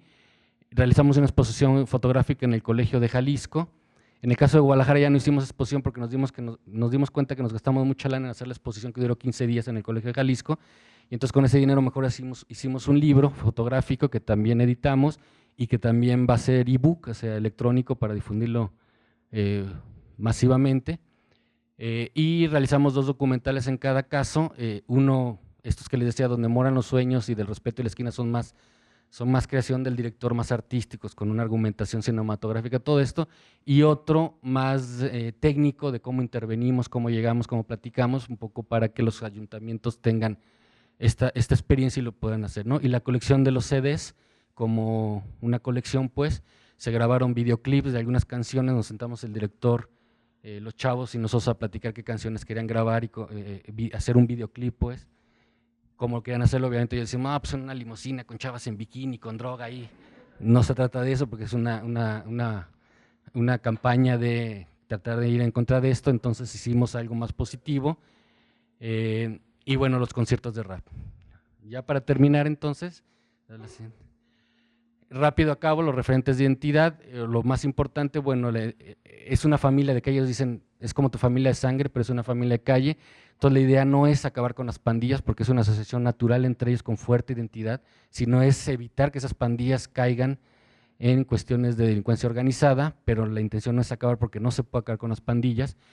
La violencia, vimos que con el tiempo, porque yo tengo estudios desde los años 80 con pandillas aquí en la zona metropolitana de Guadalajara, y vimos que antes la violencia era sumamente o básicamente simbólica, claro, llegaban a los golpes, pero era más simbólico, aparentar, yo soy más fregón, el más... Ahora ya se pasó a lo real, o sea, la violencia se expresa tal cual, ¿no? Entonces la cosa es regresar a lo simbólico en ese sentido. Y las masculinidades, los roles de género, me voy a tratar de apurar muy rápido porque tiene que ver un poco lo que decía Patricia. Encontramos que por los roles tradicionales de género el hombre tiene que aportar dinero, es una de esas cosas importantes. Cuando no aporta dinero, porque como lo vimos no tienen chamba, entonces su masculinidad queda cuestionada. ¿Qué sucede con el chavo? Que tengo que demostrar que soy hombre. Si no traigo dinero, ¿cómo lo demuestro? Pues gritando, golpeando, desde adentro de la casa hasta afuera, en el barrio, en la esquina, en donde sea. Y la mujer, por su parte, pues su rol es tradicional, cuidar la casa, todo esto, cuidar a los niños, y entonces debe de estar ahí metida. Entonces lo que vimos, sí, efectivamente, no son tomadas en cuenta las mujeres en las pandillas, tienen otro rol, a veces son decorativas o simplemente tienen otro rol. En Santana sí contactamos una pandilla de puras mujeres, las Zorras 13, que tiene que ver, las zorras ya saben que es un término despectivo hacia las mujeres, pero ya lo retoman también porque le van al Atlas, porque son sureñas, usan el color rojo, por la playa del Atlas, todo esto. Pero lo que vimos es que había que entender, que entendieran ellos con los talleres que dimos, que se puede ser hombre de muchas maneras, no gritando y pegando, y las mujeres lo que vimos es que se da un proceso de lo que yo llamo, no sé si está correcto, de una masculinización de sus expresiones, es decir, como no me pelan como mujer, entonces voy a ser como hombre, voy a pelearme, voy a ser violenta, voy a ser agresiva, me voy a drogar, me voy a tatuar, voy a hacer lo que hacen ellos para que me tomen en cuenta, ¿no? Y bueno, los procesos de su vida cotidiana que tienen que ver con el presentismo intenso, esto quiere decir, o sea, viven el presente de una manera intensamente, no les importa el futuro, porque como decía Patricia, no hay proyectos de futuro, ¿no? O sea, ahí decía Patricia, hay que cambiar las expectativas de futuro, el problema es que no tienen ni expectativas, o sea, un chavo de Santana presente decía, es que el gobierno tiene que entender que sin chamba no solamente no hay futuro, ni siquiera hay presente, ¿no? Entonces hay que darle sentido que tengan un presente y un futuro, ¿no? Porque si uno no tiene una idea de futuro hacia dónde va, eso se vuelve caótico y se pierde uno en el viaje, ¿no? Y lo principal es la crisis de empleo, ¿no? Podemos hacer muchas cosas, Patricia ahí pone algunas alternativas, puede haber muchas políticas, pero este es un problema de empleo. Y no es un problema de empleo para estos jóvenes de barrios populares. Sabemos que en México el problema de empleo es general, ¿no? Pero para estos chavos, en esas condiciones donde se les pide una presencia adecuada, estudios, pues la cosa está terrible, ¿no? Entonces, lo primero que se tiene que hacer aquí es una cuestión estructural, de largo alcance, de promover empleo para este tipo de jóvenes y que va a durar mucho. El problema es que los ayuntamientos quieren ver resultados en el periodo que ellos tienen, en 3 años, y eso no es posible, ¿no? O sea, estas problemáticas tienen 20, 30 años generándose y no se van a acabar en 2 años, ¿no? Tenemos que invertir otros 20, 30, 50 años para lograr atacarlas realmente a fondo y sobre todo llama la atención en que es una cuestión, o debemos apostarle a la prevención, a la cuestión preventiva y no al castigo de lo que, claro, o sea, no digo que se queden impunes todas las pandillas que cometan delitos, hay que actuar en ese sentido, pero lo importante es aquí la prevención. Ya no alcanzó para el trailer, disculpen, muchas gracias.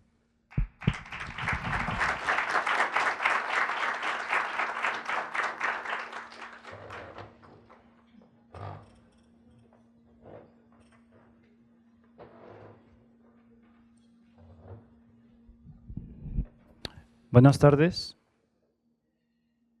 Muchas gracias al CUSEA, a la maestría, por darme la oportunidad de participar. Gracias a mi compañero José Manuel, con el que trabajamos la presentación. Quiero hacer dos aclaraciones o tres. La primera, que no voy a presentar una investigación, dado el rol que tengo en mi trabajo, del que voy a platicar ahora. Y no soy doctor, ¿no? Entonces, es un buen reto que me llevo. Vámonos con la siguiente.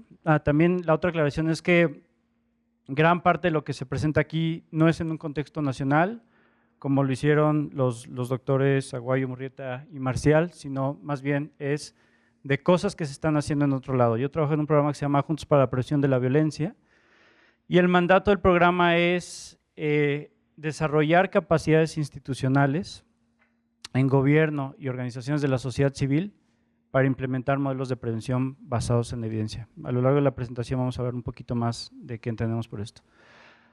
Este es un pequeño marco de cómo podemos entender la violencia y el crimen. Hay diferentes teorías, hay unas que están centradas en el actor racional, como lo que mencionó el doctor Aguayo, tomar decisiones de costos y beneficios de tener actitudes violentas o criminógenas. Otras que tienen que ver con lo que pasa en la persona, factores biológicos, factores psicológicos. Otras que son más ambientalistas, el entorno de marginación, la presencia de crimen. Muchos de los programas de prevención en México son muy ambientalistas, y otros que tienen que ver con control social o incluso con visiones deterministas de cómo la psicología social puede determinar que un individuo sea violento, tenga unas características específicas, un rol específico, como nos describió el doctor Marcial. Lo que yo les voy a presentar está más en el aspecto individualista, ¿no? El primero es un estudio que se llama Caminos para Desistir. La siguiente, por favor. Este estudio empezó en 2000, más o menos, o sea, 2000-2002 arrancó la localización de la población que se iba a estudiar. El estudio se realizó por 7 años, se siguió a jóvenes que tenían conflicto con la ley, estaban en procesos judiciales, muchos de ellos con delitos mayores como asesinato, robo, asalto, y se les dio seguimiento por 7 años. La siguiente, por favor. Lo que busca el estudio es correlacionar madurez psicosocial con comportamiento violento. Y por madurez psicosocial, en la parte psicológica, hay un término que se llama funciones ejecutivas, que se realiza en nuestra corteza prefrontal, y es nuestra capacidad de controlar impulsos, de tener empatía con los demás, de retrasar la gratificación y de resistir las influencias, ¿no? También perspectiva de futuro, etc. Y la madurez social, como se entiende en este contexto, estamos hablando de Estados Unidos, es estos roles que con la edad vas adquiriendo: empleo, matrimonio, paternidad. Se hizo una entrevista estructurada muy profunda de estos aspectos que les comenté, que pueden ver con más detalle en la lámina al principio del estudio, y después se hicieron entrevistas semestrales los primeros 3 años, luego anuales, pero acompañadas también por entrevistas familiares o amigos y por la revisión de los registros policíacos y judiciales. La que sigue. Lo que se encontró es que había una trayectoria de madurez psicosocial inversa a la trayectoria de comportamiento antisocial. Es decir, a mayor madurez psicosocial, menor comportamiento antisocial. Sobre todo, bueno, esto es en cerca del 90% de los jóvenes de la muestra, excepto en los que persistían su carrera criminal pues, a lo largo de los 7 años, ¿no? Y se estima a lo largo de la vida. Entonces, lo que nos dice el estudio es gran parte del comportamiento violento, del comportamiento criminal antisocial, tiene que ver con cuestiones de madurez incluso biológicas. Por ejemplo, la madurez necesaria para controlar impulsos. A la que sigue, por favor. Jóvenes con este pensamiento ejecutivo como templanza, perspectiva, responsabilidad, reportan menor comportamiento antisocial o lo van adquiriendo a lo largo de los años, más o menos hacia los 25 años, según este estudio, es cuando se alcanza esa madurez. Y la mayor parte de estos jóvenes dejan de tener este comportamiento. Dejan la vida, no en el sentido de lo que decía el doctor Marcial, sino la vida como el crimen, ¿no? La que sigue, por favor. Lo que nos propone este estudio es que las intervenciones con jóvenes deben de buscar facilitar este desarrollo, ¿no? Es coherente con lo que en México hemos vivido en los últimos años, por lo menos de manera teórica, jurídica, respecto, todavía no necesariamente en la implementación, respecto a la justicia adolescente, que nos dice, estos jóvenes no requieren un castigo, sino requieren desarrollo, porque es precisamente su falta de desarrollo lo que los ha llevado a el comportamiento de delincuencia. Y lo que nos dice es, hay que tener mucha atención en que estos servicios que se prestan a estos jóvenes, incluso los que están recluidos, tengan estos componentes de desarrollo psicosocial. Vámonos más adelante. Vámonos. La que sigue, por favor. Este es otro estudio. No, si te regresas una, por favor. Es otro estudio que nos habla sobre teorías de continuidad del crimen. Hay una reflexión teórica que usa los datos del primer estudio que les platiqué. Este autor se llama Walters y presenta 2 o 3 modelos de continuidad del crimen y se enfoca en uno que le llama la inercia psicológica. Es decir, dice que hay una configuración psicológica en los jóvenes que los lleva a tener una inercia en comportamiento violento. Y la inercia psicológica está apoyada en 6 variables cognitivas cuasi estables. Cuasi estables porque necesitan, digamos, una fuerza externa para cambiar, ya sea por una motivación del propio individuo o por terceros. Pero estas variables son el pensamiento criminal, las actitudes antisociales, las distorsiones cognitivas, las expectativas positivas del resultado, los sesgos de atribución de lo otro, o sea, si el mundo es hostil, si los demás son maliciosos, las expectativas de autoeficacia, pensemos por ejemplo en la capacidad de evitar la vinculación con el crimen, el plazo de los objetivos, el sesgo por el corto plazo respecto al largo y los valores, ¿no? El placer hedonista, la gratificación inmediata. De alguna manera esto es lo que nos presentó la doctora Murrieta, que vio en Santana Tepetitlán, ¿verdad? Atribución negativa de lo que puedo hacer, de lo que el contexto me va a dar, de cómo me relaciono con el, qué puedo esperar del otro, y en qué centro digamos, mis objetivos en el presente o en el futuro. Todos estos son, según esta visión, sesgos o limitaciones cognitivas, y hacia allá va la presentación. De las diferentes formas de trabajar violencia, se ha encontrado, hay evidencia de muchos modelos que están enfocados a estos sesgos cognitivos que presentan resultados importantes. Vamos más adelante. Bueno, esto es similar, son las conclusiones del estudio de Walters, y dice, controlando el experimento por edad, raza, problemas tempranos de conducta, criminalidad en compañeros y familiares, hostilidad de los padres, inteligencia media, incluso capital social. El elemento que más se encuentra son precisamente estos sesgos cognitivos que el autor le llama el pensamiento criminal. La que sigue.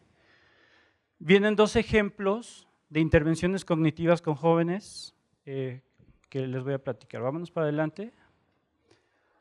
Los dos ejemplos los junta un autor que se llama Chris Bladman sobre un programa que se da en Chicago que se llama Volviéndose Hombre, porque el aspecto de masculinidad es importante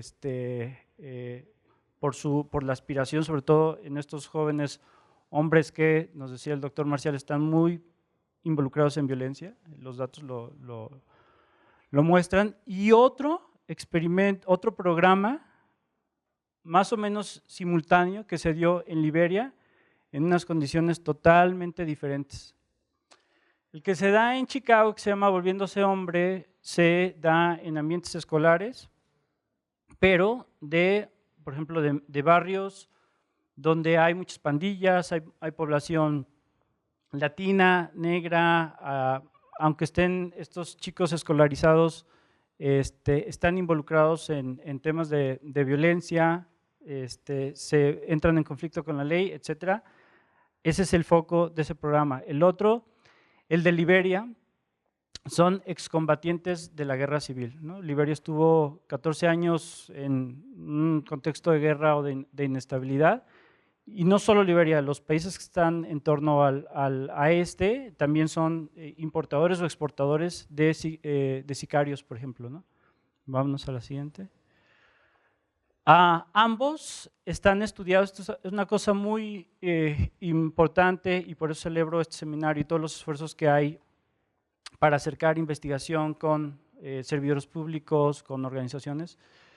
Ambos les dieron un seguimiento, en el caso de Liberia por AIPA y en el caso de Chicago por una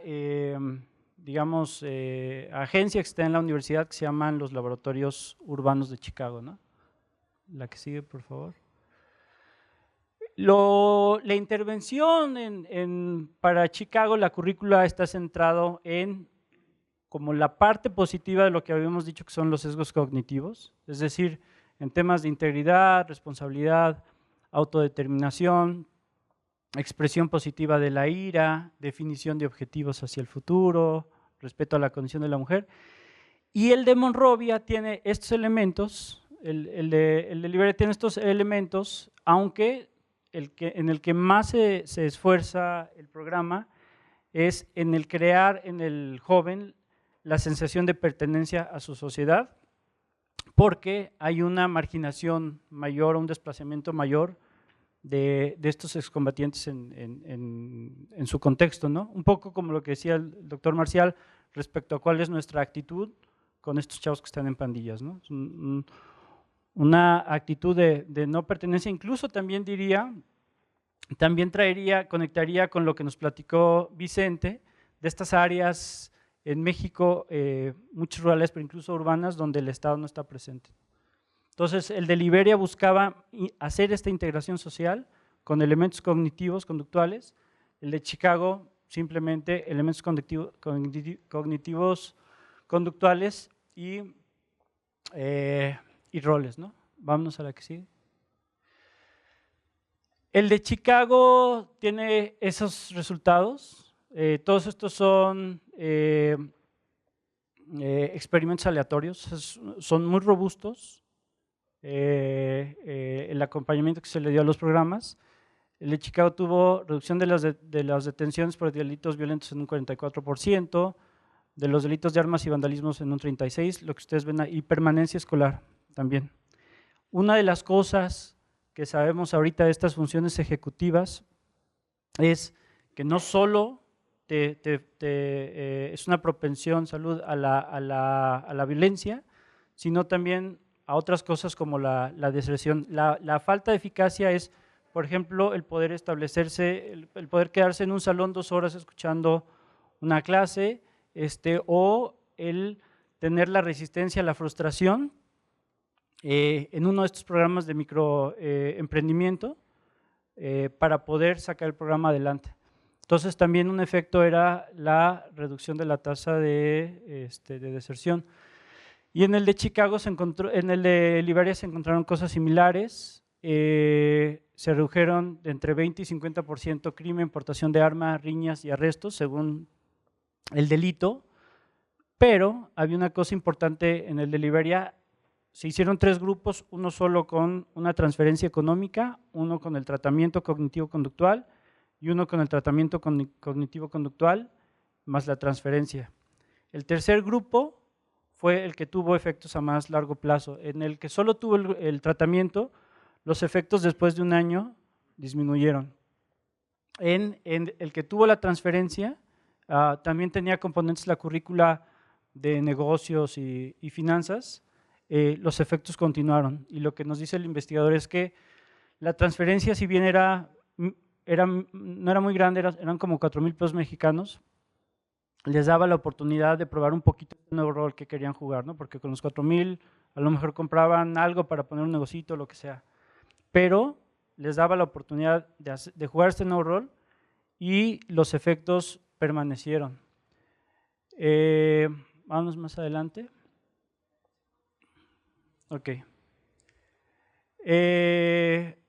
Nos dice Bladman, el que siguió ambos programas, no puedes cambiar lo que los adultos son, pero sí son los incentivos, o desde el punto de vista cognitivo, cómo se entienden los incentivos. Y estos programas ayudan a aportar el desarrollo en estos jóvenes que tal vez no les aportaron otras instituciones como la familia o la escuela, ¿no? Y también nos dice, hay que hacer mucha investigación. Lo que busca JPB aquí en México es que empecemos a hacer donde no lo hay, empecemos a hacer esta vinculación entre la práctica y la investigación para saber localmente dónde generamos la evidencia. En el caso de Liberia, el programa necesitaba estas muletas que eran las transferencias que se requiere en nuestras sociedades, ¿no? en nuestras ciudades mexicanas. Vámonos. La que sigue. Aquí hay un poquito de en qué consiste un tratamiento cognitivo-conductual. Tiene que ver con temas de creencias básicas, de pensamientos automáticos. Gran parte del crimen es automático. De cómo se responde al ambiente e incluso de cómo procesamos valores. Vámonos un poquito a la que sigue. A la que sigue. Temas de focalización muy importantes. Ya ni siquiera hablamos de colonias peligrosas, o de barrios, sino de ciertas esquinas que tienen ciertos jóvenes, que tienen ciertas conductas que generan la violencia de todo el ambiente, ¿no? O sea, hay una hiperconcentración de la violencia, está también muy demostrado. Vámonos para adelante. Vámonos, por favor. Vámonos, la que sigue. Aquí te pido que pases así. Hay otros ejemplos de terapias cognitivo-conductuales en población encarcelada. Tú dale, vele dando, por favor, porque son varios. Algunos tienen aspectos más morales, algunos tienen aspectos más asociados a no caer en recaídas de adicciones. Y bueno, quiero terminar con esto, que es conectar la parte de la violencia con los dos otros temas del seminario, que eran la pobreza y la migración. Este aspecto cognitivo también ha tomado relevancia para asuntos de pobreza. Este es un estudio del Banco Mundial, quedémonos ahí si quieres, que nos presenta también diversos sesgos cognitivos que se encuentran en la gente más desfavorecida, que son per se limitantes para su propio desarrollo, y que entonces lo que nos propone este texto es que a los servicios de asistencia de desarrollo también se le incorporen componentes cognitivos de manera que los sujetos que los reciben puedan aprovecharlos más eficientemente, ¿no? Vámonos más para adelante. Así varias. Yo creo que vamos a subir las presentaciones, ¿no? Me imagino algún sitio para que puedan ver todos los ejemplos. Consideraciones de política pública, vámonos al anterior. Ya para cerrar, el contexto donde se dan estos, si bien este enfoque está más centrado en lo individual que en lo ambiental, hay que entender cómo este enfoque se tiene que adaptar a lo ambiental en México, los contextos son muy diferentes, eso es solo una comparación del coeficiente de Gini entre México y Estados Unidos. Obviamente eso le da, por ejemplo, un chavo que tiene conductas antisociales una perspectiva muy diferente después de tener uno de estos tratamientos. El que sigue, la edad muy importante, si bien estamos hablando de adultos y de jóvenes, mientras más a temprana edad se implementen estos programas, el costo-beneficio es mayor y es permanente. Adelante. Aquí hay 3 esquemas de cómo se prestan servicios gubernamentales. Algunos tienen que ver con generar información, otros con recursos, ya sea quitarle recursos o darle recursos a alguien para que modifique conductas, y otros con autoridad. La propuesta es que entre lo primero y lo segundo haya elementos cognitivos, particularmente para atender a jóvenes en violencia. Ajá. ¿Y la que sigue? Y lo último, con esta lámina me quedo, es que busquemos quienes estamos involucrados en esto, irnos colocando en este esquema donde tenemos calidad de la evidencia y resultados de impacto por otro lado, irnos, digamos, colocándonos en una trayectoria ascendente, de manera que sepamos que generemos evidencia propia y sepamos a ciencia cierta cuál es el impacto de lo que estamos haciendo. Sería todo. Muchas gracias.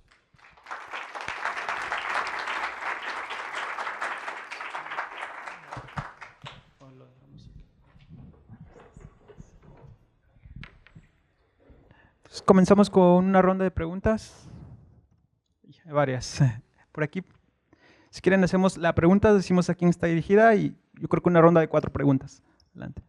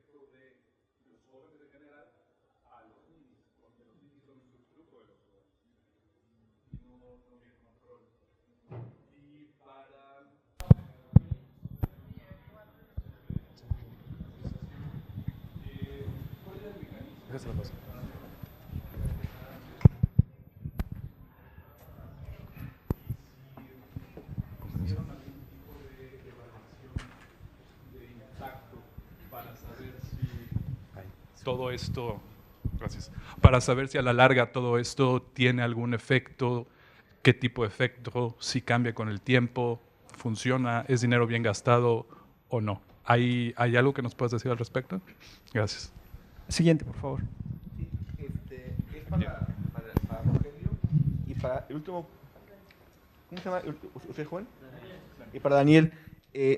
Fíjense que yo cuando hice mi investigación para Michoacán, digo yo no soy experto en temas de psicología, pero yo creo que estas son muy buenas intervenciones. Sin embargo, en términos prácticos, se me harían muy caras para que un gobierno pudiera gastar, por ejemplo, como hace Rogelio, en un programa de pandillas o como lo haces tú, ¿no? Creo que faltaría la capacidad institucional para poder realmente hacerlas, ¿no?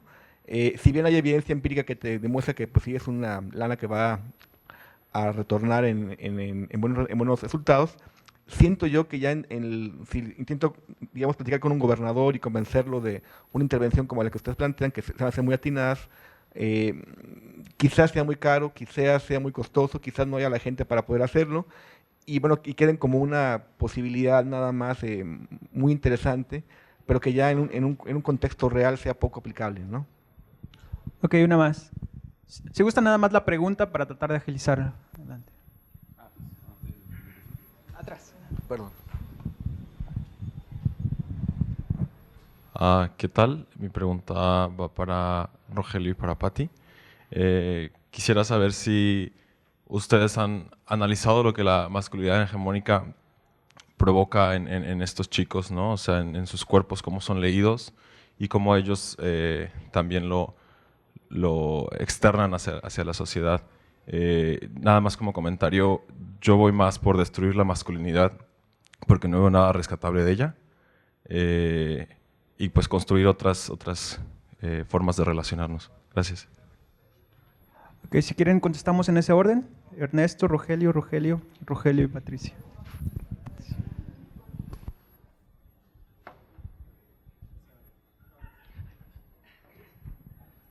Bueno, primero muchas gracias. Yo creo que son comentarios muy interesantes y que también me pueden ayudar a mejorar el artículo. Es verdad, una JEB está lejos de representar una comunidad. No es fácil. Algo que tratamos de hacer es con algunas preguntas que se le hacía a las personas sobre su comunidad, y ahí ya no estaba representada una JEB, sino se le preguntaban si había juntas vecinales, si había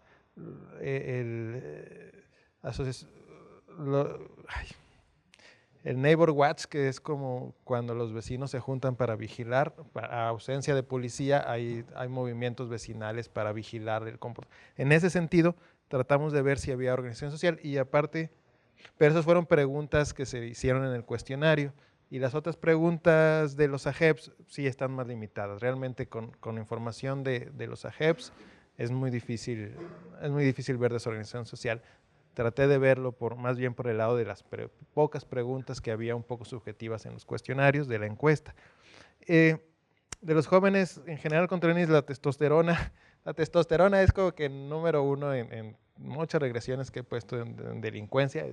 Entre más hombres tengas y en edad de 15 a 25 años, las probabilidades de estar en delitos. Entonces, por un lado, a lo mejor cometí el error de no poner ahí algunos indicadores de número de jóvenes hombres, y en algunas regresiones sí se puso, y en otras, al momento de poner, como es el porcentaje de jóvenes ninis, ahí en cierta manera trata de controlar por eso, pero voy a tratar de ser más específico para que se vea eso, porque tienes toda la razón, casi siempre la testosterona es el número uno indicador de violencia y delincuencia. Muchas gracias.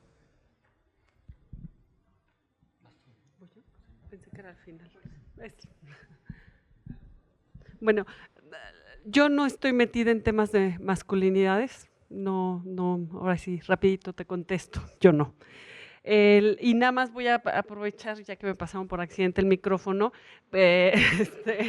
la parte del costo de las intervenciones. Ahí me atrevo a opinar porque he participado tanto en la evaluación como en la intervención, y yo creo que lo peor del caso es que muchas de estas intervenciones no es que sean, ojalá se pagaran mejor, pero son mucho más baratas que la mayoría de las evaluaciones. Y te estoy diciendo, o sea, se está evaluando ahorita, tenemos toda esta política de planeación y evaluación del diseño, de la consistencia y demás. Todas esas evaluaciones se están pagando mucho mejor que lo que se están pagando estas intervenciones. Yo creo que sí hay intervenciones muy baratas, muy sencillas que se podrían estar haciendo, y yo creo que la bronca que hay para la evaluación, ya pasándome al interés en la evaluación, es la falta de continuidad. No hay tiempo, estos son, me corregirá Rogelio, pero son intervenciones que trabajas el año del periodo y no sabes si va a haber recursos para continuarla el siguiente o no, en el mismo municipio, en el mismo lugar, o si te tienes que ir a otro lado a buscar recursos. No hay continuidad para hacer evaluación y menos de impacto. Bien, muchas gracias por sus comentarios y preguntas. Bueno, ¿cuál fue el mecanismo de intervención? Básicamente fue a partir de… Es un equipo de asistentes de investigación que digamos, cogimos bien, son chavos que son alumnos míos de licenciatura de antropología y sociología, que ya tienen ciertos conocimientos y sobre todo que la mayoría de ellos habían nacido y vivido en barrios de este tipo, entonces saben moverse, no tienen miedo.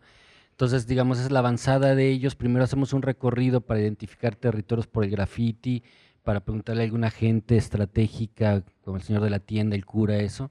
Pero luego nos vamos con los chavos y se hacen recorridos, es tardado, es complicado, pero digamos no hay otra manera de hacerlo, es un trabajo etnográfico de estar ahí, de estar reuniéndose con ellos y de ganar confianza, ¿no? Teníamos problemas porque también una manera de controlarnos era, o nos habían sugerido que nosotros en el trabajo etnográfico, en el trabajo de campo, teníamos que ser acompañados por algunos policías para que nos vieran que estábamos trabajando y yo sí dije que no porque iban a echar a perder todo. La respuesta del ayuntamiento fue mandarnos a 2 de seguridad, no, de prevención del delito, no con uniforme de policía, pero con la playera del ayuntamiento, con el radio aquí y tampoco, dije, o sea, tampoco vamos por ahí, ¿no? Entonces logramos quedar de acuerdo en que nosotros les avisaríamos, porque de que hay riesgos, entonces nosotros avisaríamos dónde, todos los chavos iban con playeras del mismo color, le avisamos, hoy vamos a estar de tal a tal hora, en tal barrio, en tal calle, andamos vestidos de blanco, de azul, etcétera. Nos dejaron celulares de los policías de la ronda, los que hacen ronda en ese momento, para cualquier cosa. Tuvimos momentos delicados también con el equipo de grabación, con las cámaras, con todo esto. El director luego lo aseguró el equipo por cualquier cosa, pero no pasó nada, fueron 2, 3 sustitos nada más, pero no pasó nada, pero sí es un trabajo como de romper ese, porque los chavos inmediatamente dicen, tú vienes de la policía y me van a ubicar y me van a detener, ¿no? Entonces romper esa situación y sirve mucho platicar con ellos, estar con ellos, ver que no es eso, sino que incluso, porque también hay que ofrecerles algo, o sea, no nos vamos a meter en su vida, entonces que incluso pueden ganar de alguna manera con un evento de rap que les gusta, con grabar un disco, con talleres, con todo esto, y ese fue el mecanismo, ¿no? Pero la avanzada es muy valiosa de todos mis estudiantes que van y que caminan y que cotidianamente están ahí, ¿no? Nos evaluaron los mismos gentes que nos dieron los dineros, ¿no? Nos hicieron auditorías, incluso 3 auditorías al principio, al medio y al final.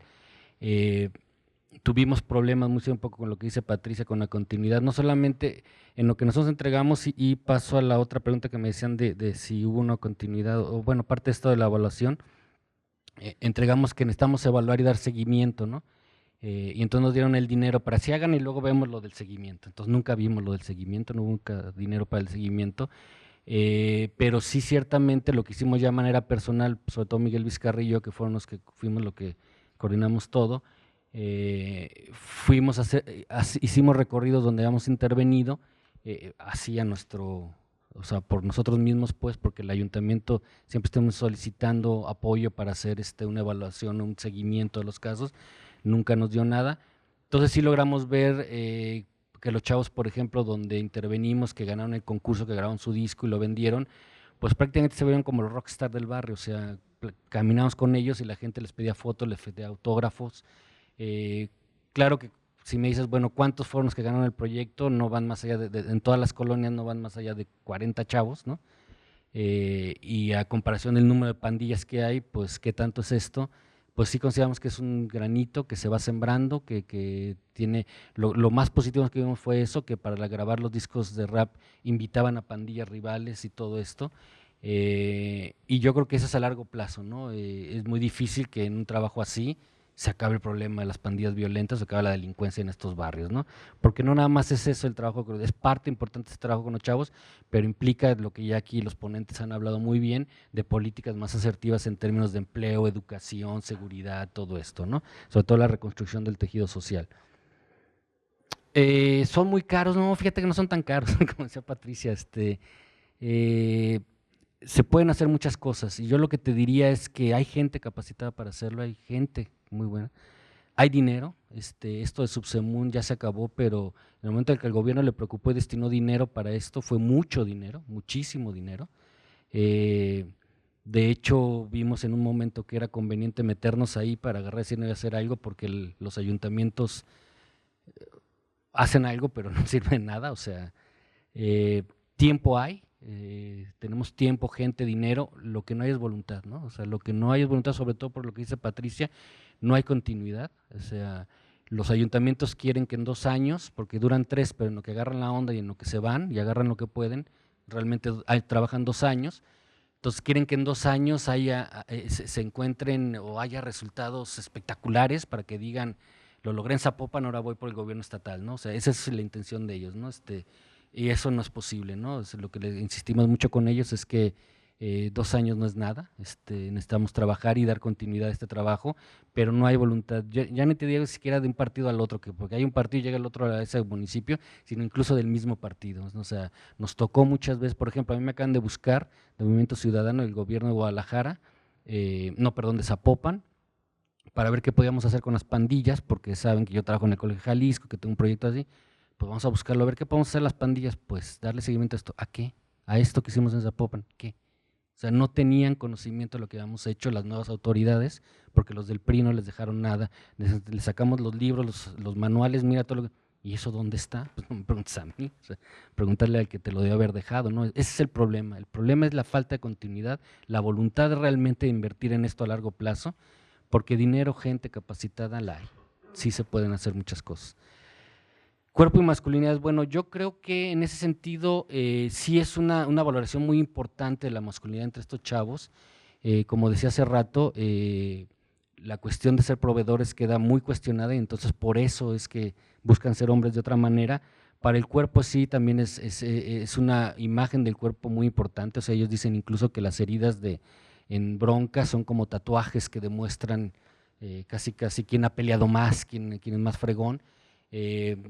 Pero yo creo, como tú dices, destruir, de construir la masculinidad y la feminidad, yo creo que es algo mucho más complejo. Yo creo que lo que tenemos que trabajar es que finalmente es una relación social, son diferentes el hombre y la mujer, tienen que relacionarse, pero esa diferencia no tiene que volverse en iniquidad, ¿no? En desigualdad. O sea, si son diferentes, somos diferentes, pero tenemos los mismos derechos, ¿no?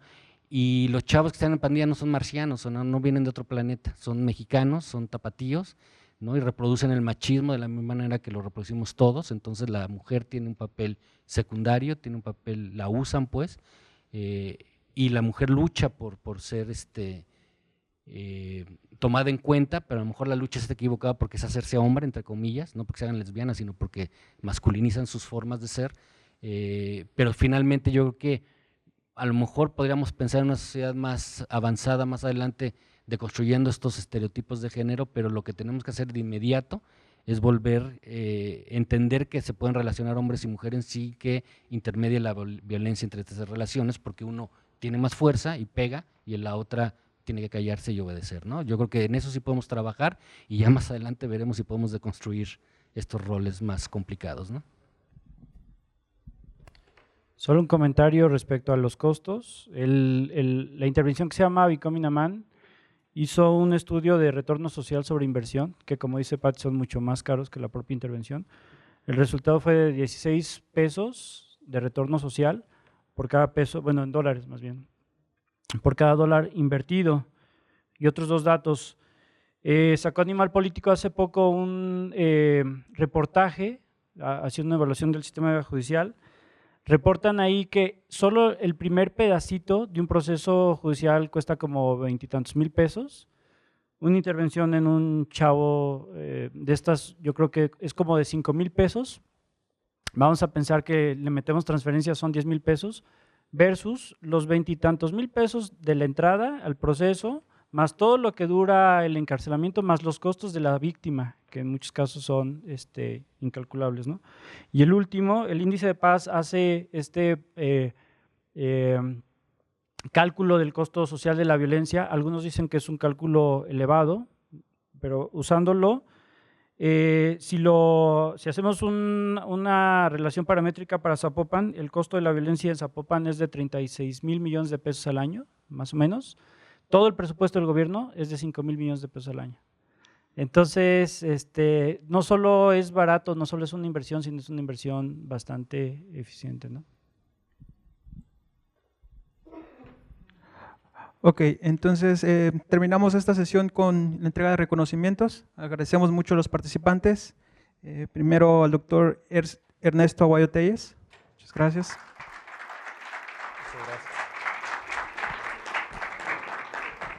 La doctora Patricia Murrieta Cummins.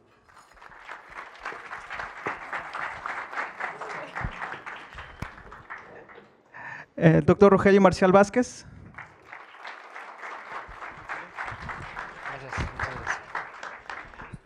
Y el maestro Daniel Quintanar Valencia.